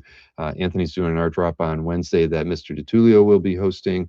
I'll do the CAF update from Ohio, and we'll have an art drop with Jay Gonzo on the 2nd. I get back on June 1st, so that's a Monday. That following Tuesday on the 2nd will be a very big mystery sketch unboxing. I'll have packages from Next Comic Art. I know that Japan Comic Art Expo will be here. Um, the Rizzo art package it's actually held in customs in Argentina right now. So I'm assuming it'll be here on June 2nd. I was hoping it would have been here already. But I'll have a lot. I'll probably end up having 2 packages in from Jiggy by that time. And Brian Hitch has a package that's due in tomorrow, and that's got a couple sketch cards in it. Yeah, there's a lot of art coming in. So June 2nd, a Tuesday night, will be a big mystery sketch unboxing, and then Matt versus Anthony on the 3rd will be the next sales show between them. So whoever wins that one will be up 2-1 on the other. And then just a lot of different stuff. Kazra and I are going to be in Heroes at Heroes in June. Get San Diego in there, and then I got the schedule even updated over there. We got the IC3 show in Jacksonville, July 11th, and hey, I even added the 2027 show for Comic Art Live as the weekend of May 15th and 16th. So we got everything booked way out there. So now GraphicsCon can't try to throw their show on the same weekend as ours and sabotage their attendance by doing that. So there you go. That's pretty much everything through San Diego. So Mr. Snork, well rested after having 2 weeks off, is in the green room and ready to rock and roll. Fired up. Chris, 2 weeks and off. you look really. Oh, Look at you. You don't. You're like just came in. You look. What's up? You got this powder blue thing going on here. springtime, baby. springtime in Wisconsin. I got new specs. I got my beard trimmed. I That's it got a too, spring color on. LTFO. man. It's different. It's definitely it looks good. Good look. Thank But you. you're not going to be at Heroes, right? You told me that the last time we talked. No, no, Doggone not it. at Heroes. We have graduation parties and like all kinds of crap we have to do instead. Stuff that I would rather not do, but yeah. Right. Well, I get it. Hey, it is what it is. You can't sometimes there's obligations. So you want to look at some art though? I got Yeah. I got a package in from The let's see, Dan Pope's in the Burton woods. and and the what is it? Alberto Albuquerque's package came in from Spain today. All right. Yeah, so let's see. I have in both of these, I have no idea what they did. Well, actually, I saw a preview of two of the pieces Alberto did, but um, uh, he had like, gosh, I don't even know how many he got. I think he had like 7 mystery sketches. So Of course. let's see what we got here. I thought I was going to be doing an unboxing tonight. Man alive, do I have a good page coming? And United States Post Office said, not tonight, baby. Well, you're going to be able to save it for next. You probably can't save it, right? Oh, you nuts? I didn't think so. All right, I I thought get it. if it shows up, it was supposed to show up by like 6 tonight. And I thought, okay, I can wait from 6 until like 9. I can do that. 3 hours. Yeah. No, I understand, man. I totally understand. All right, here. So, man, he put a lot of tape on this. I should have opened it more than I did. Doggone it. Surgery. Oh, man. Well, shoot here. All right. I don't want to damage Don't the hurt art. yourself. That's the most important. No, Safety no, no, first, no. though. All right, I'm going full screen here. All right. Let's see. All right, so I got 1, 2, 3, 4, 5, 7 sketch cards. Okay, I didn't think I got that many, but all right. I'm gonna have to check out the list. Ooh, So, all color too. that pops. Look at the shine on the blue shine on the gloves. Yeah, that's nice. Dang. Very, very, very nice. Oh, it's a good one. It's not the Thing, but it's a Howard the Duck Yeah. with a Got a revolver. gat. Man. Well, these are great. He did a great job on these. I Yeah. had no idea what to expect. I've seen a lot of his kind of tonal work before, but I've never Mhm. seen color work. So I yeah, love the edge that's to edge too. agreed. Oh, okay, you get a 2 character piece here. Oh wow. That's yeah. She's Dagger is breaking out. She's yes. But very nice. Very, very nice. She's coming out from under Cloak's shadow. She definitely is. Now, okay, this is a Red Sonja. Looking hot and hippie. Nice. She's, These are very tight when you consider the size.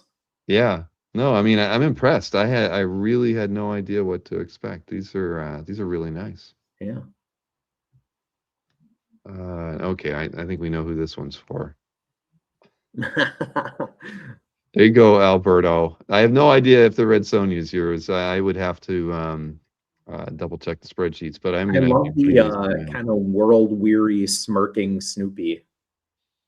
That is the Red Baron right there. Mhm. Let's see. I can probably see it better on the screen. Okay. Oh, that's cool. Great pose. Yeah. Wow. Yeah, Alberto did a great job on these. And then I don't think I had ordered. No, I did order a Cyclops sketch card, but it's definitely not Sweet. mine. That's not mine. That looks like that reminds me of like a Marvel Overpower card. Yeah, maybe it's that the orange really helps make it pop, and I think Yeah. that might be a little bit there. But you're right. Oh, wait a minute. See, I didn't think he got 7. It actually says to Bill, thanks on the back. Oh Okay. wow. Well, there you go. It is mine. See, when I counted 7, I had in my head that I was expecting 6 sketch cards. I gotta say, I So, think you got the best one. yeah. Well, thank you, Alberto. Okay, I get to set that one over there and put these over here. Now I know he did get a couple 9x12s. Let's see here. Okay.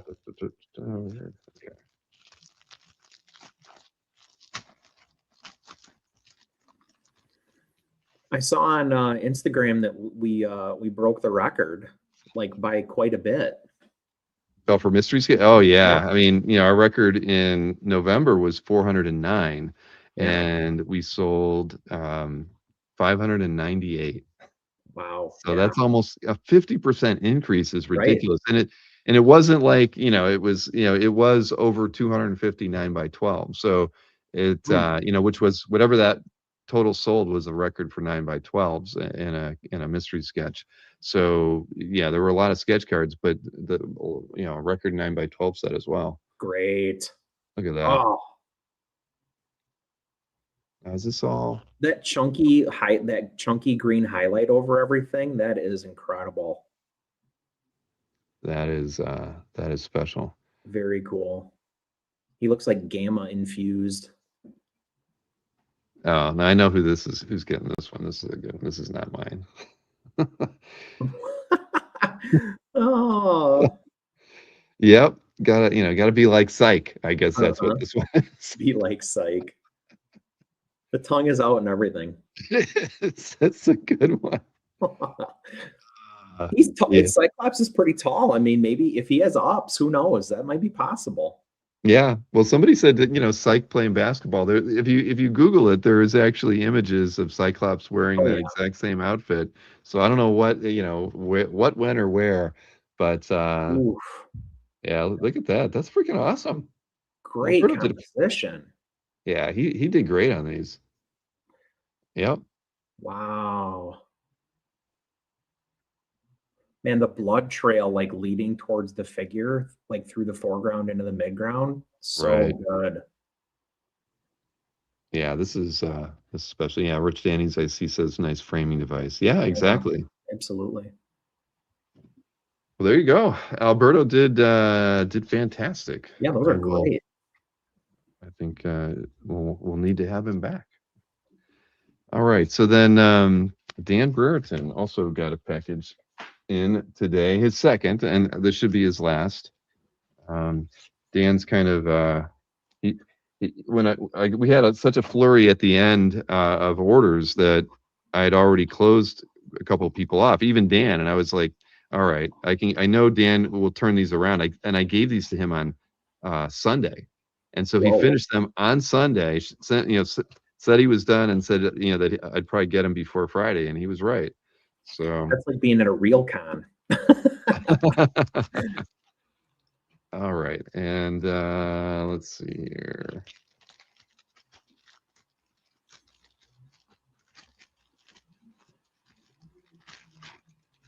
He has a very creative way of packing.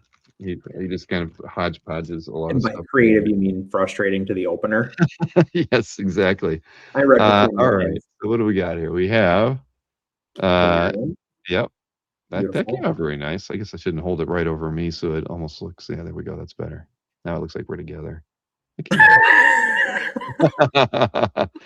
Oh, this next one's awesome. Nice Batman here. Very cool. The orange again. That orange is a great, and orange and blue. Pop those figures on these. Orange and blue are best friends. That's why your red hair works with your denim shirt, Bill. There we go. There we go. Rick Welch says Dan is the man. I completely agree. And again, he's reliable. He can knock stuff out really quick, and I've always appreciated that about him. That's why I went like those early sales shows that we did with him. He would pull those 30 pieces together in a couple weeks. He's when he set himself to doing something, he gets it done. All right, and he did have a couple 9 by 12s as. Oh yeah, he in that same time frame. What's in that same time frame? He knocked out 9 by 12s. Yeah, he did. Yeah, 2 9 by 12s and 2 sketch cards, and he sent me this one. This one's a good one. Back to his taping method here. All right. Gotta get them out of the bag. Oh yeah. Okay. These are good. He did these on some tonal paper here. So we have a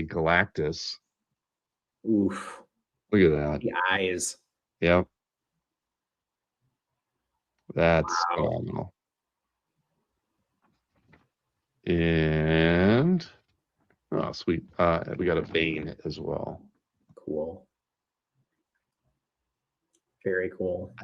I mean, they're all good. The sketch cards. I mean, but, it's like you put put that up against that. I mean, I'll take either one. They're both Yeah. equally amazing. Well, in the 9x12, he's using the whole, image area. Yeah. Yeah, that Galactus is pretty awesome. Cool. Well, thank you to Alberto Albuquerque and to Mr. Dan Burton. These are awesome. All right, let me. I just dropped myself out. There we go. That's better. Okay. We'll do an all blacked out show someday. It'll be like that would be fun. podcast that you're listening to in the car. Exactly. Hard for the art picks, but Now, I don't actually have any of our tabs open here. Somehow they all got closed while I was streaming there with Dan. I've got some work to do to get these things going. So can you give us any hints on what you weren't able to unbox today? I mean, is this something you've been after for a while? It's a character that I collect regularly, but it is an artist who is not known for the character. They are known for Lobo. Okay. That's as good as I'm going to do. All right. Purchased from a dealer or another collector? A Caffer. Yeah. All right. Was this a Comic Art Live purchase? In a roundabout way, yes, but not really. Okay. The deal took place during Comic Art Live, but it was not started during Comic Art Live. I'll say this. The art that I sold at Comic Art Live allowed me to buy this page. That's a testimony. Yeah, how was your Comic Art Live? I hate to say it, I never got into your booth, and I'm like, oh, that's right, Chris has a booth, and then I get sidetracked, and I never got to go look and see, what a lot of Legion stuff. Okay. And trying to think if there was anything, probably nothing in there that would have tripped your trigger. Although there's a really nice Keith Giffen in there. Then it didn't sell? It did not. It did not. Okay. Yeah. Well, I was shocked. I thought for sure it was going to fly. Well, of all the, the thing is, I can still get in the hall. It may be closed to everybody else. I moved them all to my for sale gallery. Oh, you did? Okay, so it's all active and on. Okay. Yep. Awesome. See, Rick Welch is throwing guesses out there, but I don't think Chris is going to tell. He's going to wait for a big reveal. So wait, it'll make it to CAF before we talk next week. 5 minutes after I get it, it's going to be on CAF. That's how I operate. Right. I don't blame you. All right. Well, I can tell you that I don't have an EXP preview tonight, so we can just look at Heritage and then get into the CAF update of things here. So let's see. What did I pick out? It was actually kind of tough for me to go through here. I just wasn't finding anything. I mentioned earlier that there were 400. There's 400 pieces in the Wednesday auction this week, and I had a hard time getting through them to figure out which ones I actually wanted to show. So I had to make 2 passes. So I started off with a FF 250 page. It's got the thing on it. Classic issue. I mean, everybody remembers that. With the scrolls and all that. But Smoking Colossus, yeah. Yeah. Exactly. So, that's kind of cool. And then I picked out a Portasio Scott Williams Uncanny page from 290. I kind of liked it more or less just for the layout. I mean, there's it's not like it's an action page or anything like that. Usual talking heads between 2 characters. I think it's Forge and Jean Grey BSing, but panel layout was cool. And I think there was actually another Portasio piece that may have been like a better image that's in this auction, but Uncanny won for me. Then this is maybe not the best Walt Simonson Beta Ray bill, but it is a Walt Simonson full figure Beta Ray bill. If you want one, what are you gonna do? I'm sure this will end pretty well. It's still reasonable. You can throw some thrill bids on it, right? Let's get started. $575 there. I think it's a beauty. Yeah. Then and let's see. Oh, okay. This is Dan Dare piece. Keith Yeah. Watson. I'm not familiar with, but anytime stuff like this pops up, I just love it. Look at There's a Wally that. Wood quality to the panel structure and the characters. But yeah, I just love the effects on here. I mean, look, just Yeah.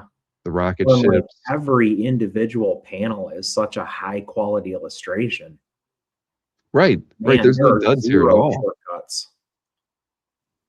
Look at that. I mean, look, you get horror. You see, I didn't even get past the sci-fi part of it. I didn't realize it even has like this horror aspect to it. That makes this page even better. I shouldn't be showing this one. Everybody, you didn't see this. That's incredible. I might have to throw a bit on it. I wonder what the size is on this. It is. It's. I mean, look at that. Look at the clouds in this one panel. I mean, Right. this is an incredible, incredible piece. Look at the So, reentry effect on that like capsule on the top right. mm-hmm.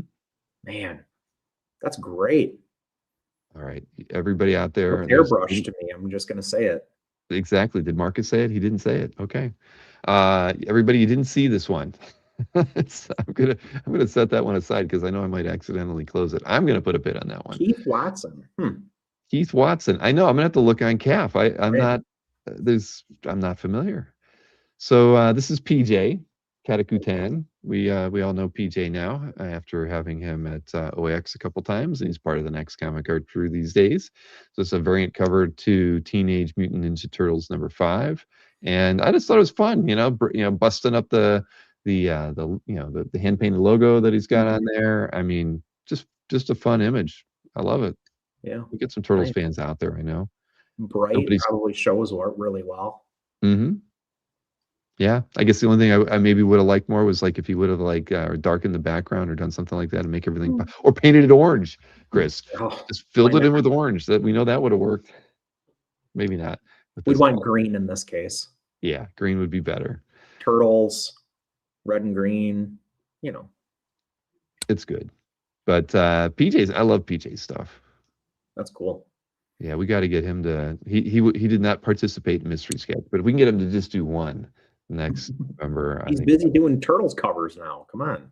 I know he was busy during our unboxing where he was just doing his published work that he had to do. This one was kind of cool. Kitson, and this is from what was it from? Shadow of the Bat, issue 36 splash. Just Batman and Black Canary busting acid in a back alley. That's really, if I remember, that's pretty similar to the cover image too on that book. Oh, cool. No, it's great. I like Kitson stuff, and yeah, a lot of detail in this one. Black Canary, never mind. Well, she's got nothing on Dagger. Yeah. Let me show that image of Dagger again. Who's yeah. Anyway, next up. This is a good one. Luis Dominguez. This is from Grim Ghost Stories issue 48 cover. I don't know, just the colors are so rich and vibrant. And really? I love this like ghostly figure in the back. I mean, just the way he's kind of like overpainted on the face just to kind of make that guy in the pith helmet's thinking he wants to colonize that belly dancer pretty bad.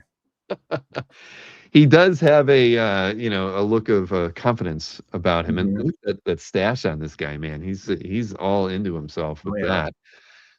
Well, the ghost won't allow. I mean, I'm sure it's not going to end well for him. And yeah. At any rate, I thought that I like the image a lot. The colors. Is that a paperback cover? That's Grim Ghost Stories. I'm not. It doesn't sound like a comic.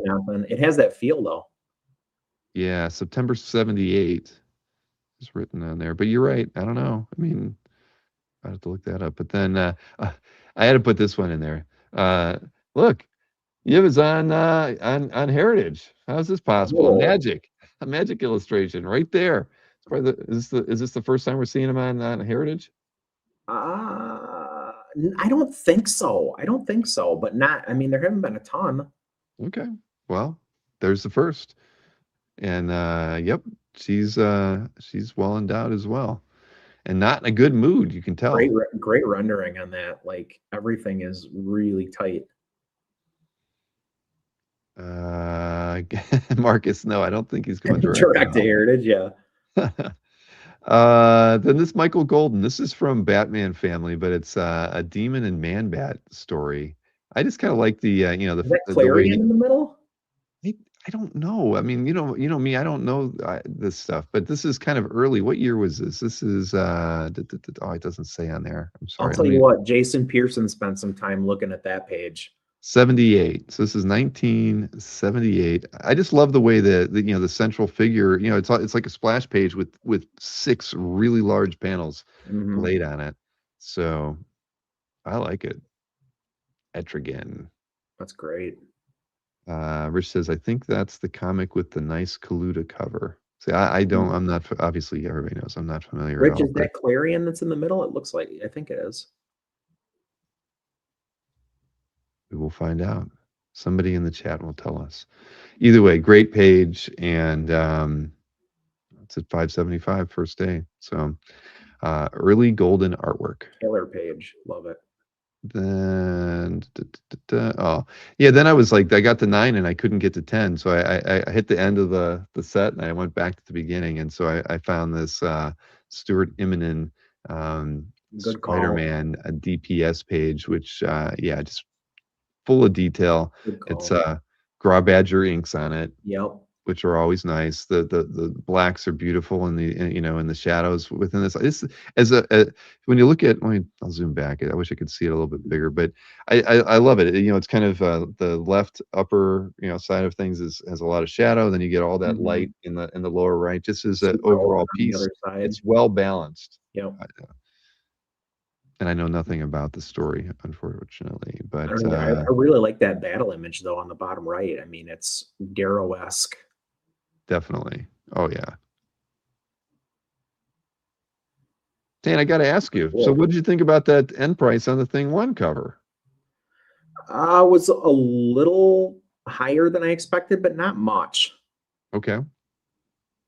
But what did I miss? Did you and Dan talk about it? I missed that. We did. Yeah, that was because that was his first item. I mean, what did you think?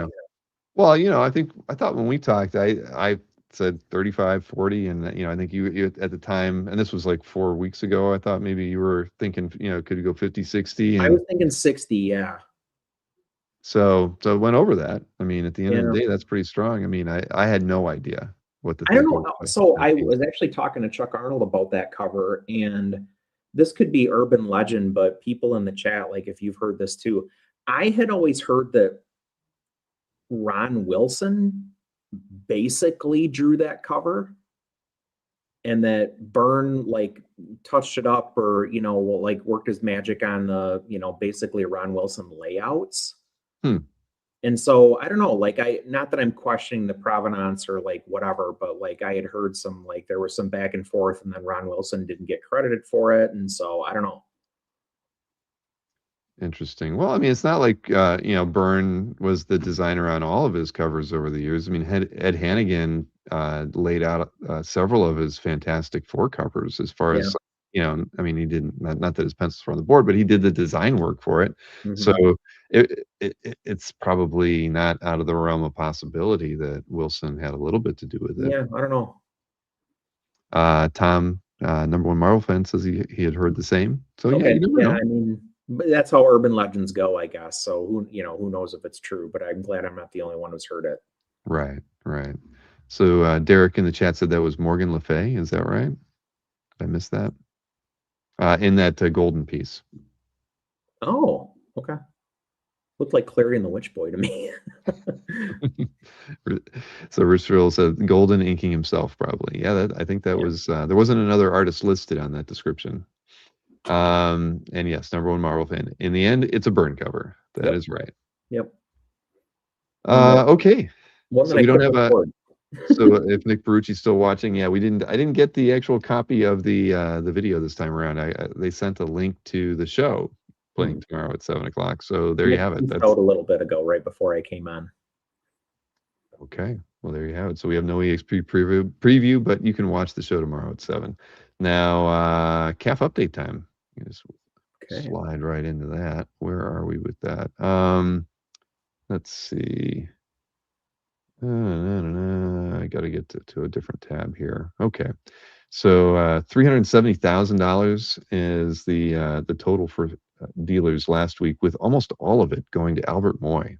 Maybe that's why Albert Moy wasn't here tonight. He's he, he had not only did he have a basketball game to watch, but he had some money to burn. He's counting his money.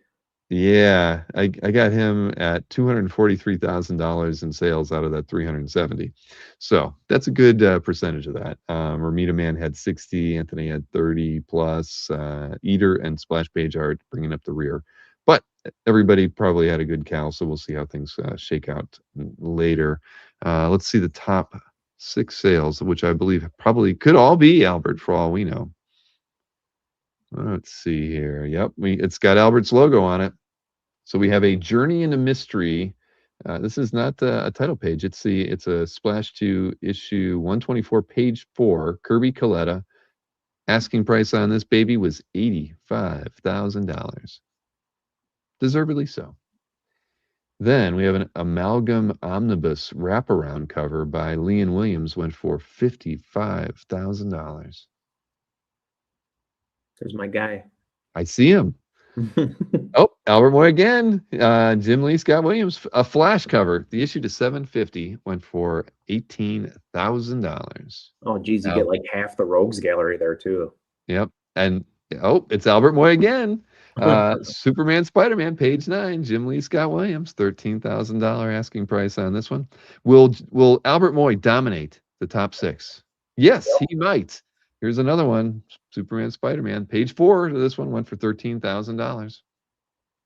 One more, like a fastball special. Yeah, and yeah, this was sold by Albert too. It's Jim Starlin pencils, Al Milgram inks to Strange Tales, a Warlock story from issue 181, page 23. Asking price on that one. That was a good one. Went for $12,500. So congratulations, Albert Moy. Mm-hmm. Hey, Daryl's in the chat. Who is this Jim Lee guy? Yeah.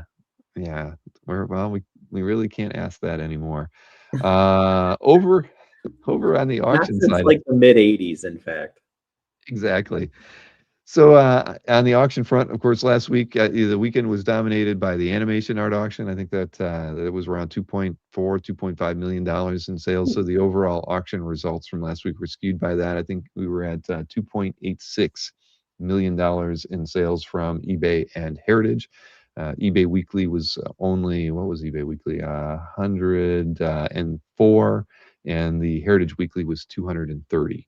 So that was where both of those wound up. But the top 3 from Heritage and the top 3 from eBay. Starting with eBay, this is a James O'Barr crow painting where the asking price on this one when it was put out was $6,500, but it was one with a make offer of $4,500.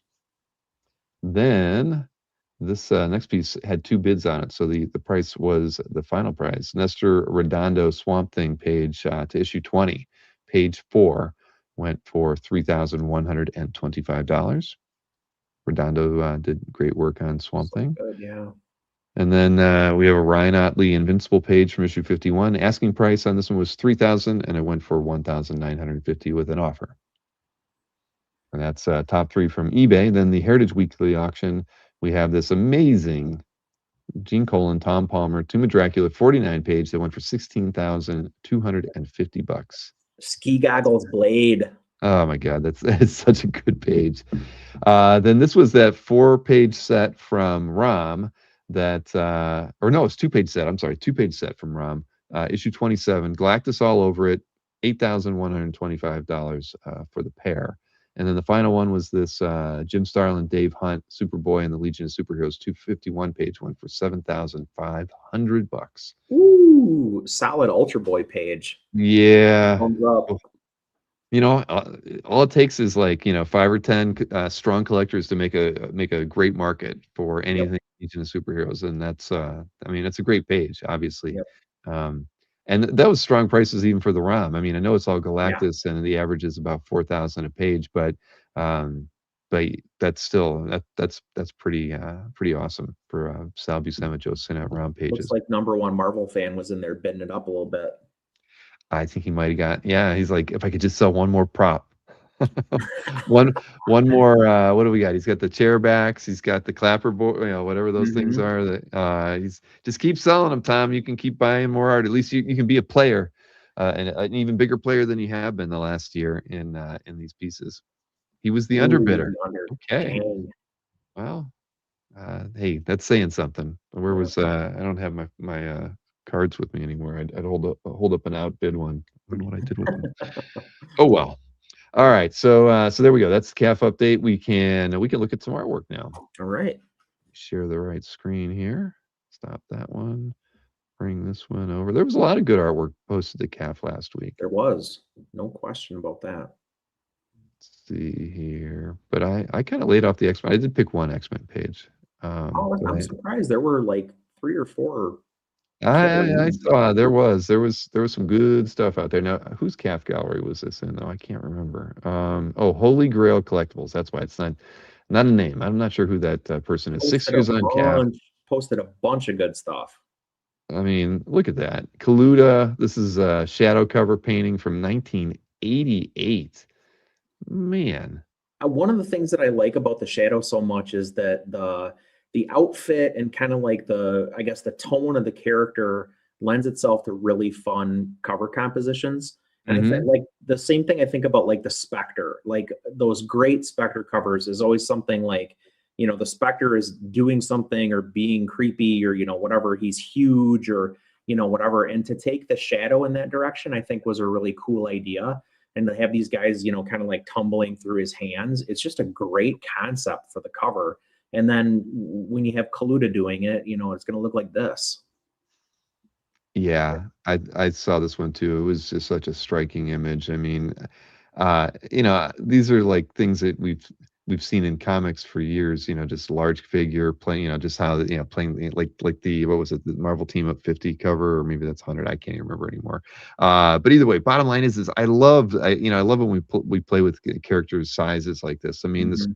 the uh this I don't know, the color in this thing too is just fantastic. I mean, you don't have to have any.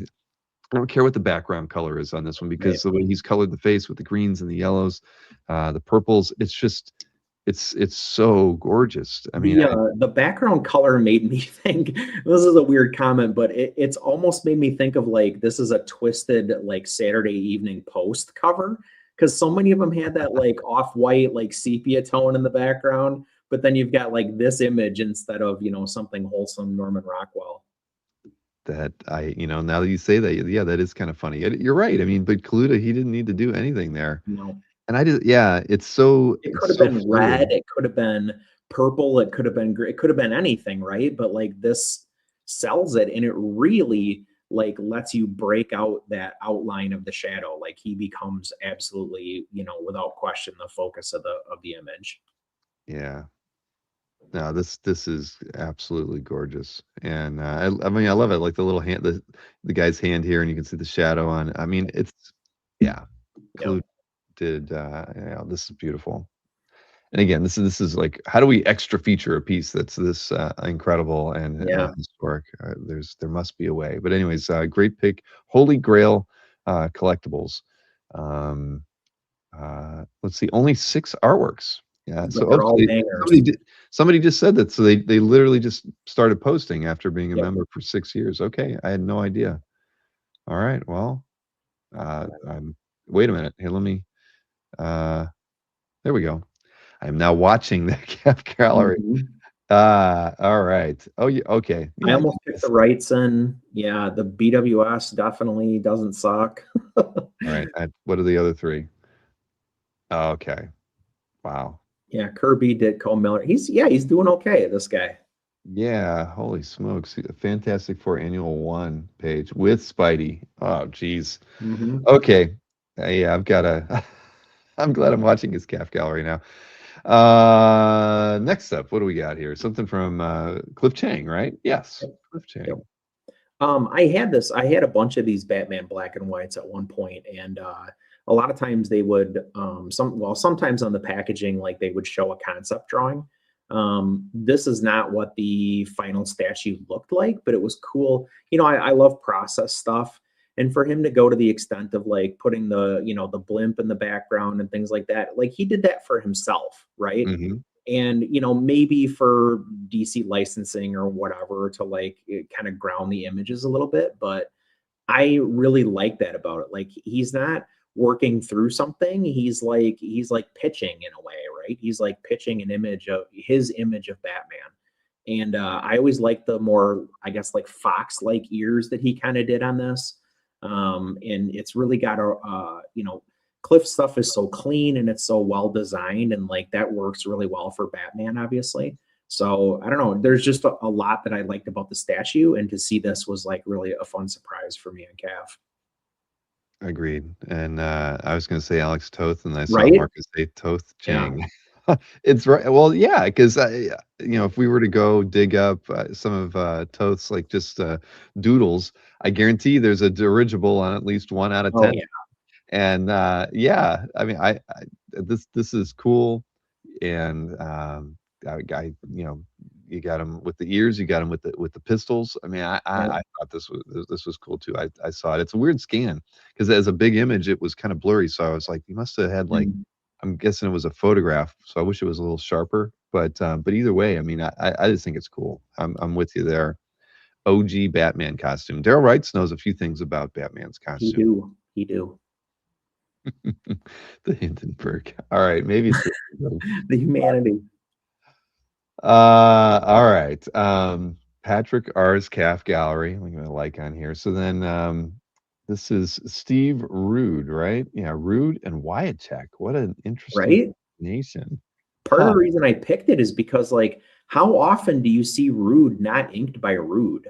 So like Right. that alone is somewhat remarkable and like worth a little bit of discussion. But the real reason I like this so much was because typically when I think of, so we were just talking about Toth, like when I think about Steve Rude, I think about Toth, I think about Kirby.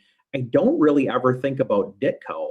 And this does, probably partially because it's Spider-Man and like, you know, the era with it, which this is kind of emulating.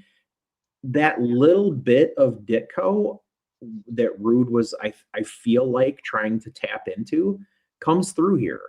And like especially that top right panel, like the way he drew Spidey, you know, the panels, I'll be honest, like to me are a little bit cluttered, but it's okay. Like it works. That bottom left panel with the lizard with the crazy eyes is probably the best thing on this page. But just overall, I felt like this was so cool. And like, you know, being able to have Steve Rude do something that like takes place during the Silver Age is always a good idea. And I think this is a great example. If you want Rude that's not Nexus, this was a great place to go. Yeah. No, this is cool. I didn't see this one when it was posted, but you're right. I mean, even when I look at the kind of the architecture here, that feels very Ditko-y, just Mhm. blocky and I don't know. You're right. I mean, this is, but Wycheck's inks on this are kind of make it for me too. I think it adds a little bit. It's funny. I'm looking at it, and Wycheck has a very distinctive, kind of inking style. When I'm looking at Lizard here, I mean, I'm reminded of like the way he inked the Brood in X-Men. Oh, Paul yeah, Smith, right? yeah, I mean, you can see Wycheck was just a fantastic inker or right. finisher. So yeah, that's an interesting combo. Rude and Wycheck. I That's awesome. wondered if, I mean, we're all probably aware that Steve was famous for like being loosey goosey with deadlines. I almost wondered if like they were like, "Hey, look, Bob Wyacek is going to ink this, so you can get it done." Right. Well, Patrick R, congrats, man. This is a cool piece to have in here, and I just can't imagine how often Rude was inked by Wycheck or somebody else, but not too Yeah, often. Now, next up, oh yeah, this one got a lot of attention. Frank as it Miller. should. Here, I want to just like zoom into the top panel. I mean, that's just great. Bottom panel. I love the word balloons and the darkness at the bottom. I mean, just from a storytelling aspect, the shadows or that highlight the bricks, man. I mean, there's Right. just kind of like has everything in it that you'd like from a great Sin City Frank Miller page. But the cool, so absolutely, the cool thing about it to me is that's the inverse of what we typically see, right? Right. Like, Oh yeah. the bricks, the bricks from a, lighting standpoint, they don't really make any sense, but they're also like probably the coolest thing about this page. Like the way he decided to put this whole thing together, um, really inverting what I feel like you would typically see is the reason that it's so cool. And Mhm. like the having the blacks like not be so heavy on the outsides of the characters, I actually started to feel, particularly in the first panel, like this has a teeny bit of like European influence in it, which I feel like isn't present in much of Sin City. Like that the guy on the left, the criminal on the left, looks a Mhm. little bit more like what he was doing in Ronin. I know exactly what you mean here. Yeah, it is interesting how he's inverted it like that. Because even like this pipe or whatever that is structure here, I Yeah, mean, railing or yeah. yeah, you're right, a railing. It's still either way, it's, yeah, no, it makes you're right, I actually appreciate the piece so much more now that you pointed all that out. Huh. Yeah, Now it's who's very I different. for The reason that it works so well is because it's so different. I mean, that is absolutely what's so cool about this page. And you can't call it lighting. I mean, yes, from a functional standpoint, that's what he's doing, but like Mhm. it's just graphic design essentially. Yeah, Marcus says Eisner influenced. Yeah, I Or can yeah, see that yeah. too, without question. Oh, oh, Kalaki. I should have known it was Kalaki. I probably did. I've just forgotten. And Yeah. he owns the best examples from the best drawings. All right. Oh, Come on. I know. Sorry. When I saw this on my timeline, I was like, oh my goodness. So what was it for though? Invasion USA movie poster art and VHS box art by Stan Watts. The is it and it's a question mark. Is this the best Chuck Norris painting out there? Now, I mean, Steve Crow would probably, have a little he'd say, no, no, no, but this is a painting. It's not a pen and ink piece. This might be the best I painting. I'm hard pressed to come up with one that's better. Did you ever see this movie? Yes. Oh yeah. He's got these two Mac 10s on straps on suspenders. This movie is the most ludicrous goddamn thing you've ever seen, but man, this image absolutely like took me back to watching this thing on VHS. And just for that alone, I am so happy that this is on CAF. Yeah. Yeah, no, I saw this like twice over the week, and every time, man, it's just too. It was yeah, it's a throwback to a different era, Yep. but oh my gosh, everybody seems to love this one a lot. Yeah, I mean, It's incredible. There's it actually a totally. Chuck, especially like the background and whatever, not so much, but like high level of realism, Mm-hmm. great likeness. I mean, Planet War says Stan Watts was a great movie poster artist. I mean, I'm sure I'm gonna have to see what else is on here. We got 5 pieces by Stan Watts. look at the mechanic. Same guy owns the mechanic poster. I almost Earth picked that, and Rider. then like 2 images later was Chuck. So I was like, no, I can't pick Bronson over Chuck. No, I agree. You have to go with Chuck. With the Motel Hell VHS, that's awesome. Yeah. Uh, cool. Yeah, no, fantastic artist. Great, man.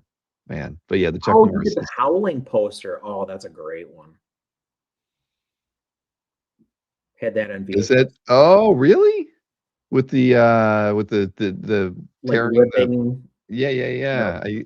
I actually used to own that poster Oh years yeah. ago. Yeah, it was cool. That's awesome. See, I'm not. Yeah. Well, I love learning about it. See, we don't get to dive into illustration artwork too much, and especially when it gets into stuff that has this much nostalgia Right. for us. Wow, this is great.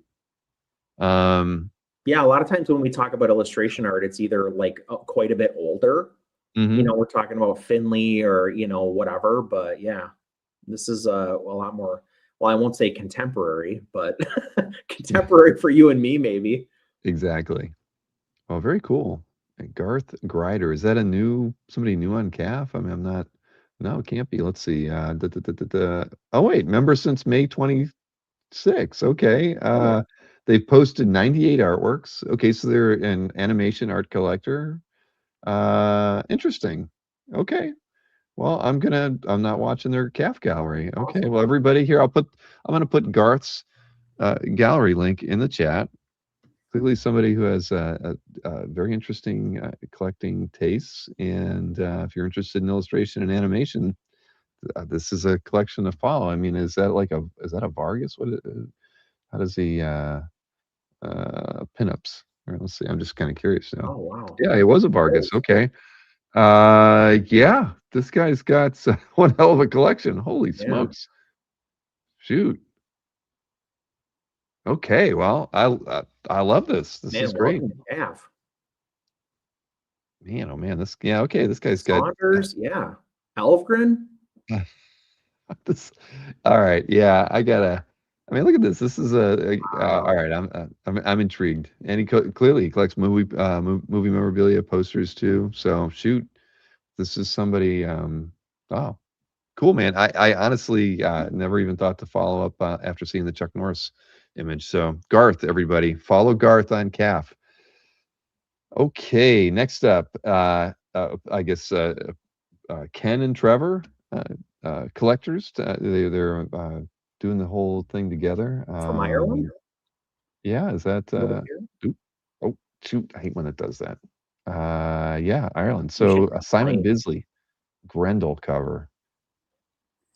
So this was a nostalgia pick for me. This like got me back into Grendel. This limited series really got me back into Grendel. And if I'm being honest, a lot of it was because they chose Simon Bisley to do the covers. And at the time I thought, what the hell? What are they doing? Could you pick an artist that is more different than Matt Wagner or Miro or the Pander brothers or whatever? They did. There's nobody that's more different from those guys stylistically speaking than Simon Bisley, but these covers, man, they just really stood out on the shelf. I remember that like vividly. And Grendel Prime is like near and dear to me, in spite of being a cyborg. But yeah, I mean, Bisley at the top of his game, and I love the palette. I love like how he chose to, using really only technique and color, make Grendel Prime the star of the show here. Yeah, no, I agree. It always felt weird to me too, because knowing just Wagner's style and everything, but it works. Mm-hmm. Bisley was all into it as well. I mean, that cloak on the back. I mean, yeah, it's great. It has a fantasy cover feel to it, like that kind of dragon wing creatures in the background, and they're probably vampires because it's Grendel. But 92, wow, yeah. Gosh, it's that long ago. That was high time for me buying comics, man. I was a junior in high school, and it was all about. I had my own car, could go to the comic store whenever I wanted. Mm-hmm. Wow. Oh man, well that is awesome. And again, Ken and Trevor Brennan.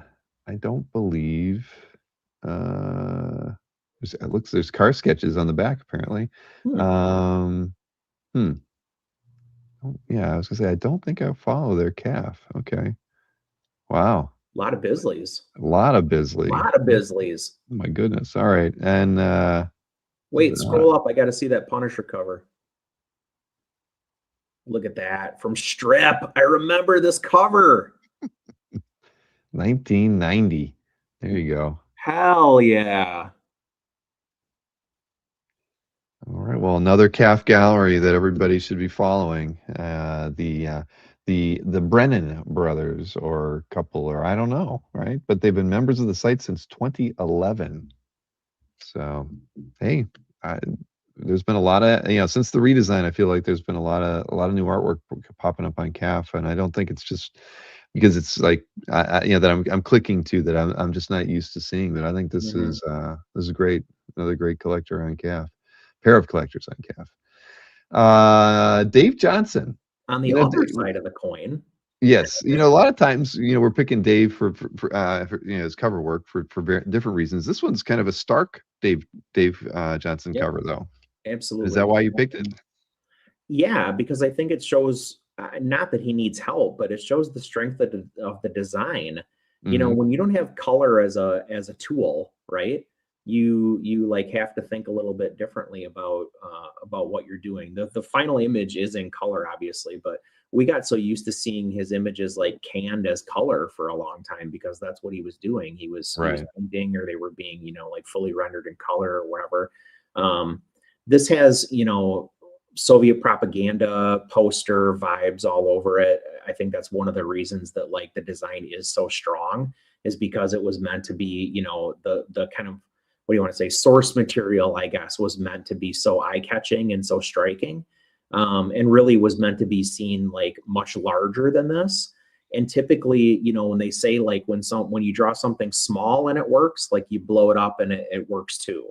And I think what's interesting about this is it's the opposite, where like this type of image you're used to seeing much larger, but when you shrink it down, it works just as well. Right. No, it is a great image. It feels full of like you said, propaganda. I mean, the composition is perfect, and the tonal work on it just lends to that era sort of feel. Right. The I love it, fade. and it's funny. You wouldn't think putting that the staff right into the corner would work. I mean, you try to avoid tangents and things like that, Mhm. but it actually works really well with this It piece. does. It's a great like strike through. Hmm.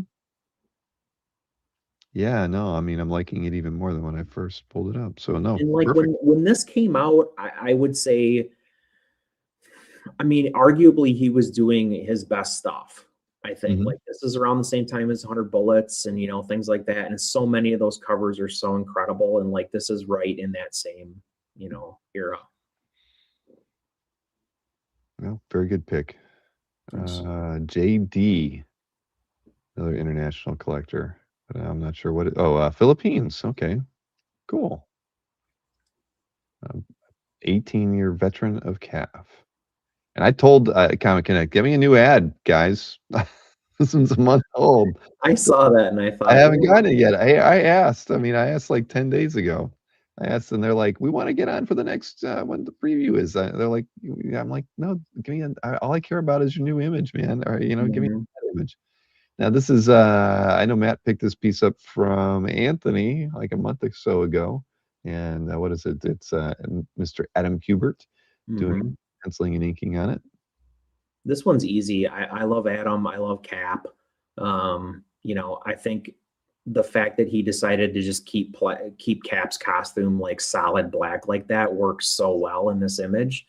It definitely makes him the focal point. Not to mention he's front and center in the image anyway. But I think like with the amount of other characters and the stuff that's going on in the background, that was such a smart choice. It really kind of like is echoing the shadow from the character's wings behind him.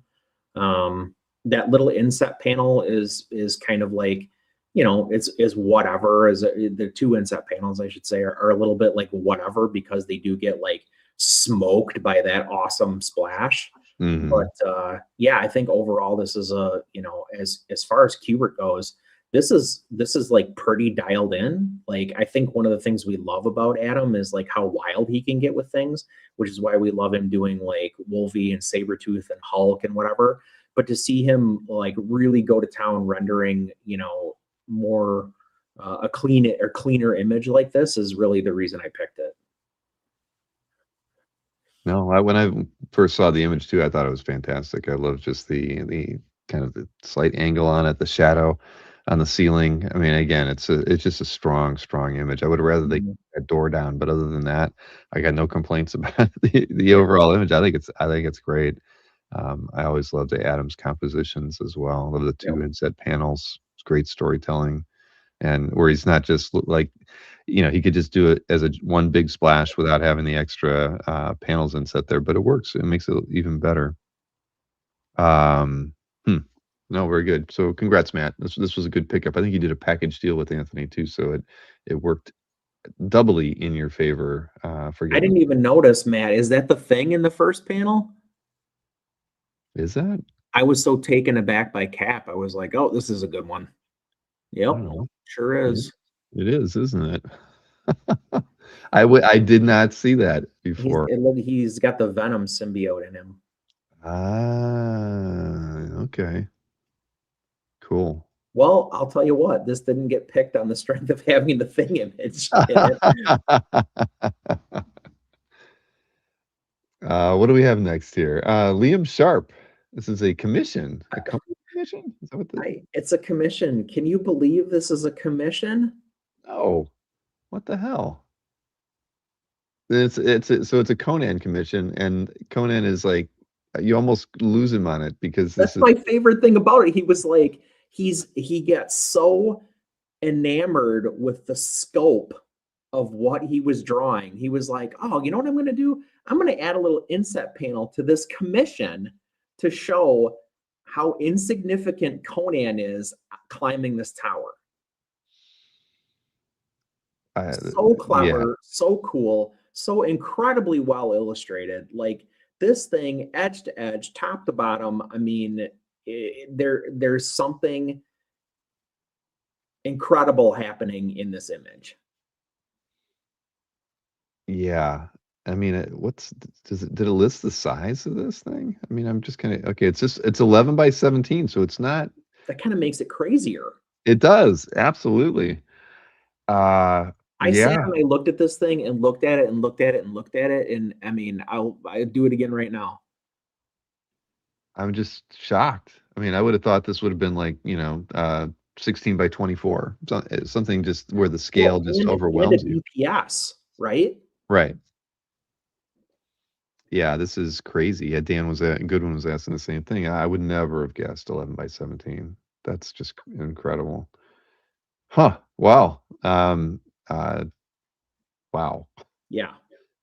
Ollie K. So I Is guess the lesson here is if you can commission Liam Sharp, you ought to. right. Heck yeah. Shoot. Well, that's incredible. So Ollie's been on the site not even a year. So joined in September Only new 2025. people. Only watched by one member. I wonder who that person is. Well, Do they know that they're getting featured? they probably don't. We need Come to on. figure something out.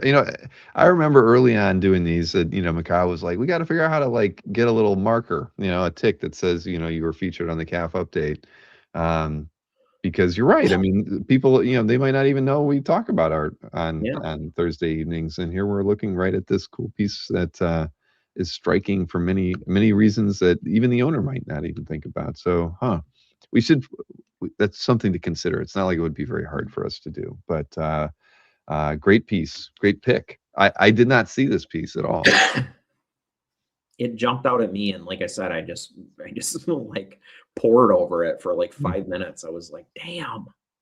There you go. Josh says people should be notified. I'm not disagreeing. Oh, now this one, seeing this made me want to give Nick Patera a free premium membership. Yeah.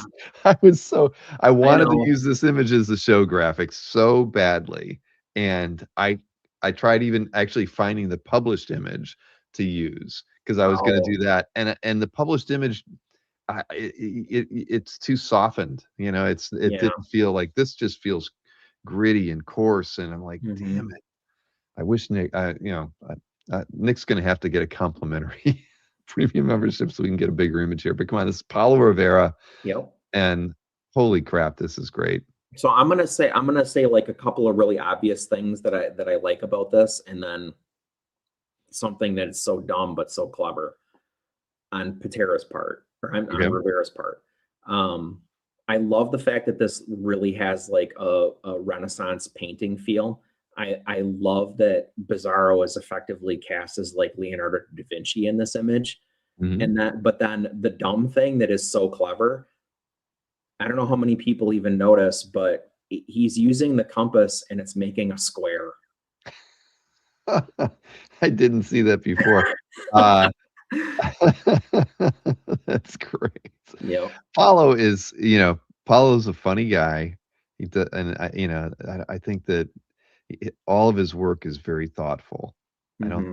think that, nothing that he lays down is accidental at all. And yeah, this is amazing. The globe in the background. I mean, like Robert pointed out, the scrolls are all in squares. Yep.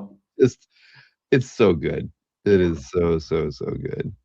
Um, but yeah, I gotta find a way to get a better scan of this because I literally looked for published images of this, and it just they didn't do it justice. The Hmm. details just really weren't there.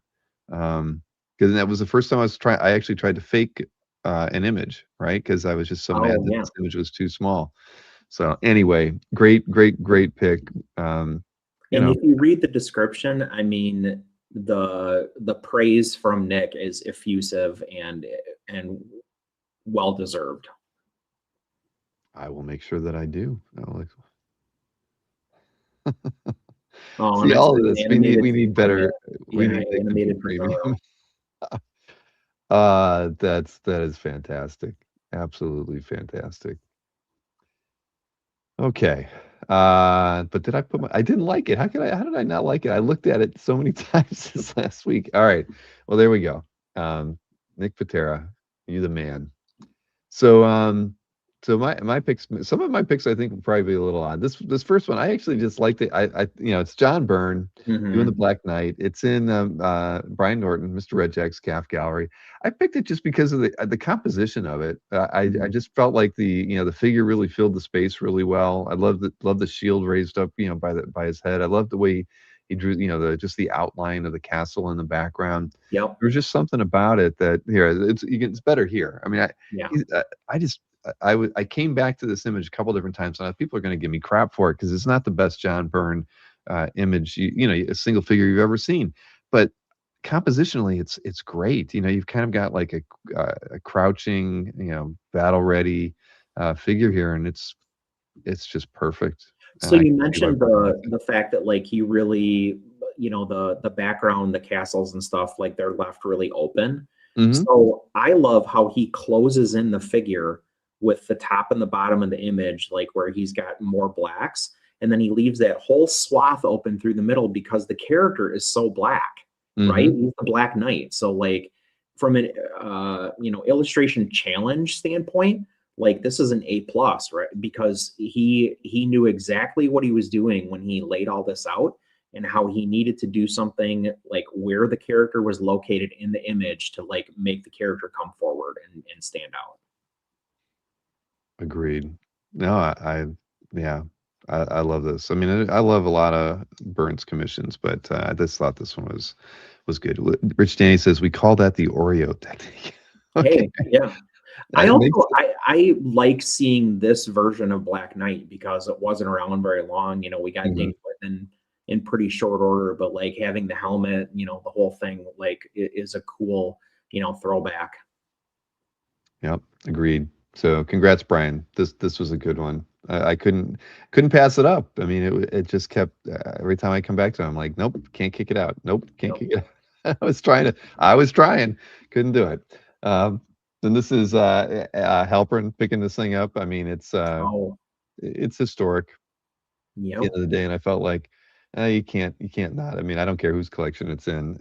Just having it end up on calf too, because a lot of this stuff, like when we were looking at like the Action Comics covers when we were doing the thing with recap with Dan, a lot of Mhm. these pieces don't end up on calf.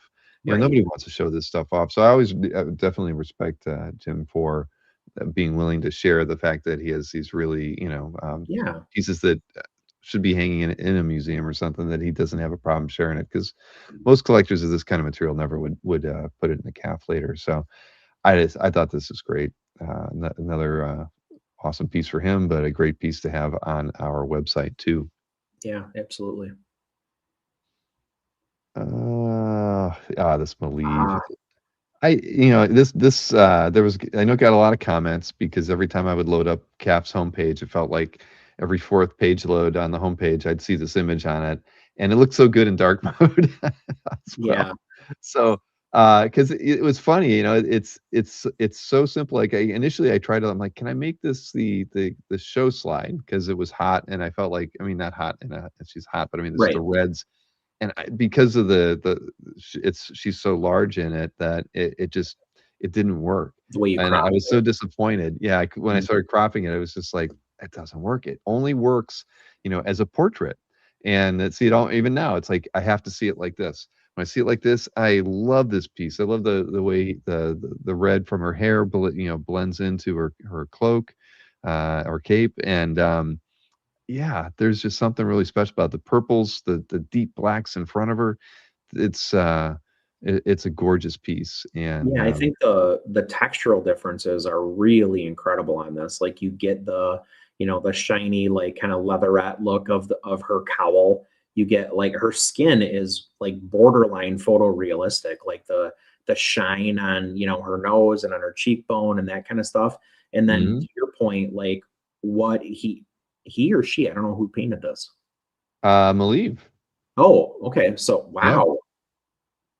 I know. I don't pick the leave stuff too often, and not because I No, don't me like it. It's just neither. because And I'm looking for home runs, and I never, it's like I love Assad's work, and so I have a hard time like picking pieces sometimes because yeah. I love his work a lot, but it's like show me the one that's just gonna knock my socks off, and it's so hard. And Malieve's kind of falls in that same category, but this piece, Well, the reason I'm wow. so surprised is the level of realism that he got on her face. Mm-hmm.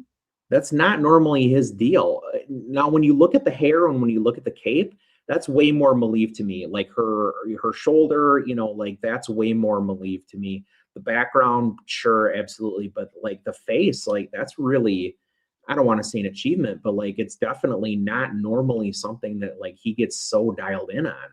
Right. And yeah, and that was, I mean, because again, the rest of you take that out, you're right. The way her shoulders drawn, the cape, I mean, You they're not highly detailed. The hair, clearly not.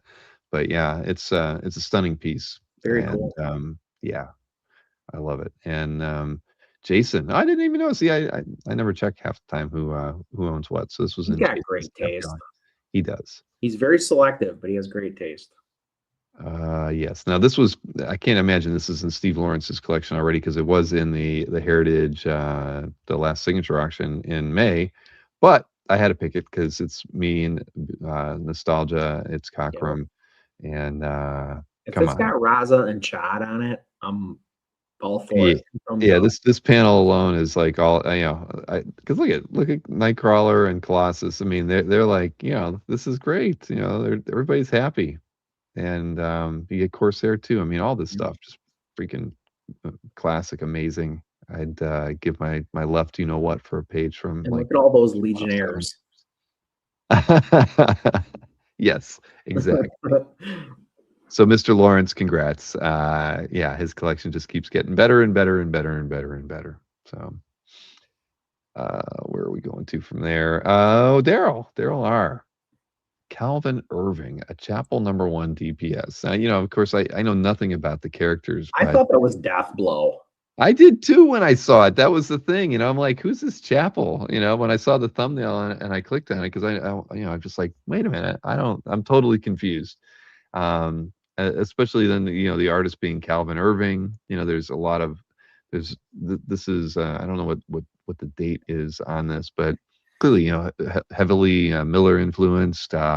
There's just a lot of crazy. I mean, I just think it's awesome, but I know very little about Calvin Irving and nothing about Chapel, and but I love the detail in it. I It really do. looks, I mean, this has got to in person look incredible. Mm-hmm. It's so graphic. I don't mean like in the subject matter, like the quality of the image is so graphic and it's so gnarly in spots. And I mean, it's such a, I say this all the time, but like this is such a moment in time in comics. Like if you're talking about Extreme Studios and Chapel and Splat and like all that kind of stuff, this Miller Lite, Took it's him an not hour Miller to High type Life, that's for it. sure. But yeah, you get he sneaks the religious imagery in there. I mean, this is so 90s. Without question. Yeah, but congrats, Daryl. I mean, I think this is really cool. I don't know where these pieces turn up at. I mean, it's like I'm always amazed, where people find the stuff that they get to add to their collections because there's always just like cool pieces out there, and they don't seem to pop up. At least I don't see them. Maybe I'm just not looking hard enough sometimes. Or people Daryl, aren't looking hard enough to you. that's right. So congrats, Daryl. Daryl is an incorrigible pusher.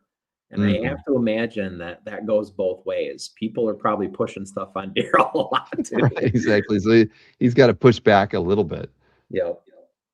All right. Now, okay, color guides. Never picked color guides, but Tom Oh, McDonald, I just thought, you could tell Tom was very happy to add this to his collection, knowing that he never would be able to own the original. sure. But you see something like this, and it's just like it is cool. It is, in its own way. I mean, I know that color guides aren't for everybody, but to get two connected covers like this from Titans and Batman Outsiders, I don't know. I just think that's awesome. I only have a couple color guides myself, um, but I mean, there's examples posted to CAF every week, but Mhm. this one works. The colors are so vibrant. Like again, it's the right from that era. And Perez that is. I mean, just Oh, at such a high absolute level with best. his detail. I mean, look at this. This is Yeah. amazing. Plus, you get like, I mean, we all love when George draws a bunch of characters, but like you get to mix the Titans and the Outsiders. Come Mhm. on, that is amazing. Hive is in here. Yeah. Batman on top of all of that. I mean, how many times did you get to see Perez draw Metamorpho? Right, right. No, I mean, the more again, it's a amazing image, Mhm.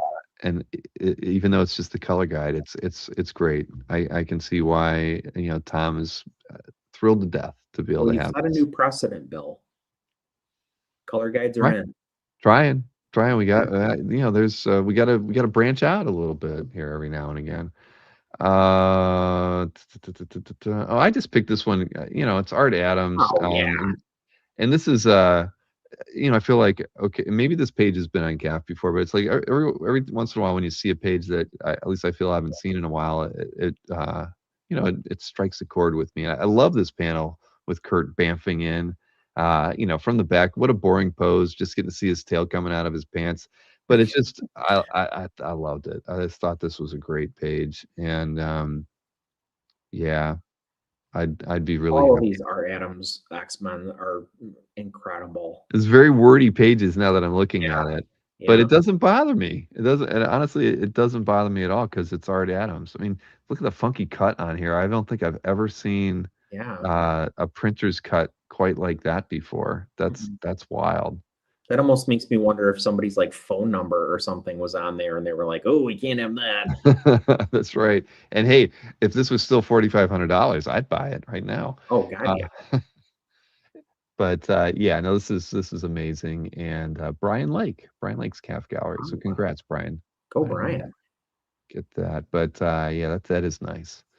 Um, oh, and this is in Jeff Wedding's collection. This one I actually was sold when I did the Genti show, and I really liked the composition on it when I got I had it in hand. I thought it was amazing, and Mhm. seeing it pop up. I mean, this was like 8 months ago. I don't know why Jeff was sitting on this for so long, but Because he's looking at it. constantly posting stacks of Star Wars art. Right, right. I mean, but look at this. Isn't this a really great, It well laid is. out design page? The three characters, there's just something. I don't even want to. I don't want to go there, but there's like this. Well, it's Uh, also right from the movie. right, right, I mean, exactly. like that's how they shot the cockpit conversation scenes. It was like that shot, that shot, that shot. hmm But look at the way these the concentric circles in the second to last panel just kind of mirror his shoulders I mean, Yeah. yeah, I love this page. I loved it when it was here, and I was actually really happy when Jeff bought it. I remember thinking, oh, he's got one of my favorite pages in here of all the ones that he had offered, and yeah, that's awesome. So, Mr. Wedding, you did very well when you picked this one up. Yep, that's a nice one. All right, I got two more to go here. Two more to go. And how did I miss? I actually don't have the image loaded up with Dan's art in here. I'm gonna have to fix that. Somehow I managed to open up every page, a piece of art, but that one. Hmm. Okay, so this was the artist is Marco Santucci, Yep. and I've seen Marco's work before, but I've never seen anything that was like has all this detail in it, right? I mean, I Mhm. was kind of blown away. I mean, when I first saw it, I was like, this reminds me of a Brian Hitch, you Yeah, know, power definitely. DPS, right? Because he would do stuff like this, cramming all these characters in here. There's Yeah, giants, If Adam Smasher was Giant Man, this could be Ultimates. right, right, exactly. So I was like, this is pretty cool, I've seen enough Santucci artwork to, that this impressed me, and I was like, Yeah, damn, I got to pick this one. So I did. I I love it. absolutely couldn't not add it. I also love that you're picking a little DC art. I know. Well, sometimes, you gotta, I don't know, gotta think outside of the box. Um, but yeah, but now let's see here. Let me zoom back over here. Can you Okay, so blow it we up were, again? I want to see the middle of the image. all right. So this was and I didn't even realize this was in Aiden's collection. I just shipped him some art. Wow. This is like a Herculean effort here. It really, really, really, really is. Oh, I know why I ended up not pulling out Dan Goodwin's piece, because actually I'm glad I. All right, I'm going to show. I've got two pieces to show after these tabs here. Or Okay. let's see. So this next one was in Ronald Shepard's calf gallery, uh, Iban Morales. Hmm. I just thought this was cool because I mean his photograph of the piece shows the texture of the canvas, Okay. and I like that. I don't know if I would have picked it if I couldn't see, the texture of the canvas, but there was something, the quality of it made me think maybe like the image a lot more. And That's like the toughest Iron Fist has ever looked.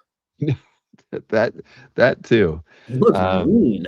is doesn't he? Yeah, no, Yeah. he really looks tough in here. But yeah, I love being able to see the canvas in the background. Yeah, he looks like he could whoop Wolverine. Doesn't stand a Yeah. chance against uh, Iron Fist in here. All right, so I'm going to show Dan's piece next here. Let All me right. throw this in here. Here we go. So this is the Assad, and I just mentioned Assad. Assad stuff for me sometimes just it's beautiful, but it Mhm. just sometimes it doesn't have like that finished punch. I don't know what it is. Yep. Sometimes it feels like it's lacking. This one I doesn't actually lack that at I was all. talking with DeTulio about that at OAX. I was like, there's just something like every once in a while, and then he pulls out this Thor cover, and I was like, okay, that's got it. Like, and he's like, well, it's so old, and I'm like, well, Of okay, course. And I don't know, I can't describe it either because it's just like because I think they're all marvelous. It's just sometimes they just don't hit me the same way. But this one from I got to see this one before Dan got it. He picked it up, but so I got to see this thing in person. It's spectacular, it's awesome. absolutely freaking unbelievable. I love the Um, title. I love Duke. yeah, The perspective on this is absolutely awesome. It feels like, it's got that like Mission Impossible vibe to it where he's hanging out the side of a helicopter and there's a crashing jet in the background. I mean, subject matter wise, this is tip top. exactly. There you go, Dan. Dan's got a few GI Joe related pieces in his collection. So, Yep. yeah. But no, this was fantastic, Dan, and it's a big piece too. So, yeah, congrats on getting it into your calf. Also, Now, Duke is falling out of a helicopter and he's still sighting down his rifle. That's yeah, don't mess with him, that's how man. you get into GI Joe, boy. Hmm. Okay, so there's another. This is another Rasad, which has the same quality as this one. Okay. I couldn't pick it because it was posted outside of our window. I Oh, think I think it was posted on like the 10th instead of okay. the 11th. But when I don't know how I was doing a search because I was looking at Dan's piece, and then I think I did a general search on Assad after that. So Robert Berman added this pretty amazing piece. So I'm pulling it in here and I'm showing Oh it off. yeah. Look at This was this. on my off week. I wanted to pick this so bad. I don't know how I didn't pick it last week, but when I saw it earlier today, I was like, "Holy crap!" It's This just thing is unbelievable. Look at lighting. and then the rust lighting to the building, at their feet, to Yep. the blue in the background, everything. Oh my gosh, this is. I mean, looking at it now, this is one of my favorite paintings I've ever seen by Assad. And I want to and believe. that's I saying want to something. believe that he had to like pose a Wolverine action figure and shine a light up underneath it. But I know that he didn't, but I want to Mhm. believe that because like when you think about how clever the object source lighting is on this, because Wolverine at the end of the day is the only thing that's being uplit by the flood or whatever that is like beyond the edge of the building. Blade and Magic are being lit by the buildings in the background and by her sword. Right. So Yeah. good. It is. It is quite remarkable. So, Mr. Berman, I'm sorry we didn't pick this last week, but the moment because I didn't see it, but the moment I saw it today, I was like, I'm fine. I have to show this piece. So I'm glad I came back around and was able to find it. So Yeah, I'm it's not terrific. saying, hey, Stingray blew it. I blew it. I mean, the funny thing is sometimes when you're going through the pics. I mean, this was a Sunday post on the 10th, so Mhm. sometimes it falls through the cracks when based on the timing of when a piece is posted, and I've seen Sunday night posts get missed many times, and not And just wouldn't that have been Alberto that blew it? uh yeah, you're right. It was Alberto that blew it, not Stingray. Yeah, Yeah, yeah, yeah. that Sorry. checks out. There we go. But yes, and I agree with you, Dan. I mean, you want to watch. I love seeing what gets posted by Assad and what he does, because it's just you just never know. Could but this is these two pieces to end the show by Assad are absolutely perfect pieces. So We got some good color work this week. yeah, yes, we did. Yeah. All right, man. Well, And we we're did done it. early. Yeah, 15 minutes early. So yeah, well, I guess I'm glad you had a couple weeks off. You look refreshed. I feel Everything's, refreshed. so I guess we'll be back. Well, next week I'll be in Ohio, but well, we'll just it's a road show for that one. I'm down. We've done it before. We have. I'm so close to Wisconsin. I can almost like smell the beer, but I You could can't meet be. me halfway. Oh, see, I got to plan ahead for these things. I got to plan. I should have. I should have thought about that. Oh man, we'll work it out sometime. Chuck I and I will work. were talking about going to see the Chris Ware exhibit at Billy Ireland, so maybe you want to come back. Yeah, well, I don't know if it's there. I'm gonna try to go to Billy Ireland on Sunday, Mhm. but I know that like Kazra sent me well, he told me today that the Ware exhibit, that Chris Ware was there helping them Yeah. Well, put and it up, he's got a night where he's going to be there. but isn't I that think like in in October. October or I think something? it's in October. Yeah, yeah. Well, then that maybe there's a lot of nice brew pubs in the Columbus area. Tyler took us to Jackie O's in Columbus. Uh-huh. Blew my mind. Jackie O's. Great I think I brewery. heard. Okay, October. Right. Well, there's okay, so it's not near Cal. It's not near any other. When's New York Comic Con? Uh, Who cares? I mean, I usually don't go anyway either. I'm just exactly. trying to think, is there any conflicts with the month of October? But no, I'm with you. Let's talk about that, because Okay. yeah, we can get maybe we can get Tyler T to come up, you, Chuck, He's myself. I only a mean, few hours away. Yeah, we could make we could make a thing out of this. We we could. could. All right. I like the idea. Okay, I'm gonna have to pull up their schedule and see what when all that stuff is Put on going your down. But thinking cap. We'll get there. We'll figure it out. yep. Okay. Well, Mr. Snork, I will see you next week. Yes, sir. Good talking to you. And all right. Awesome, man. Good night, guys. Adios. Okay, everybody, we made it before the witching hour, I guess. So thank you for hanging out and enjoying the show with us. And again, thank you everybody for your participation in Cal last weekend as well. It really worked out well, and we're very happy with it. But yeah, if you run into any questions like the gentleman who couldn't leave feedback, don't feel, no questions are wrong questions. If there's something amiss, please, shoot us an email through the support form, either within Cal or through CAF, and ask questions. I mean, there's things that, that are, you have to do a step here or there to get things done the right way. But, and I know that in some cases, people communicate with you in different ways and don't necessarily use the purchase request stuff for feedback. In some cases, we can actually tie people back to that, so you can leave feedback. But because that's really important to us, that buyers and sellers leave feedback for one another after Cal. So anything that any of you run into that you have questions on, please reach out, ask us. We're happy to assist and steer you in the right direction for those things. But thank you again for the Mystery Sketch patronage, and especially for everybody who came in and participated in CAF over the Cal event and last weekend. It was a phenomenal turnout, and we'll probably have a press release later next week or so, just covering some of the numbers and the things that we saw that went well, and things that we want to make sure everybody's aware of. So. Yeah, well, I'm flying to Ohio tomorrow, but I'll be back later next week. But Matt Sarda will be doing the Dean Haspel interview on Tuesday, and Mr. DeTulio will be hosting Anthony Snyder on Wednesday of next week. So I'll see you guys in a week. Thanks for hanging out, and have I guess a good holiday weekend, and we'll see you on the CAF Plus channel next week. Good night, everybody.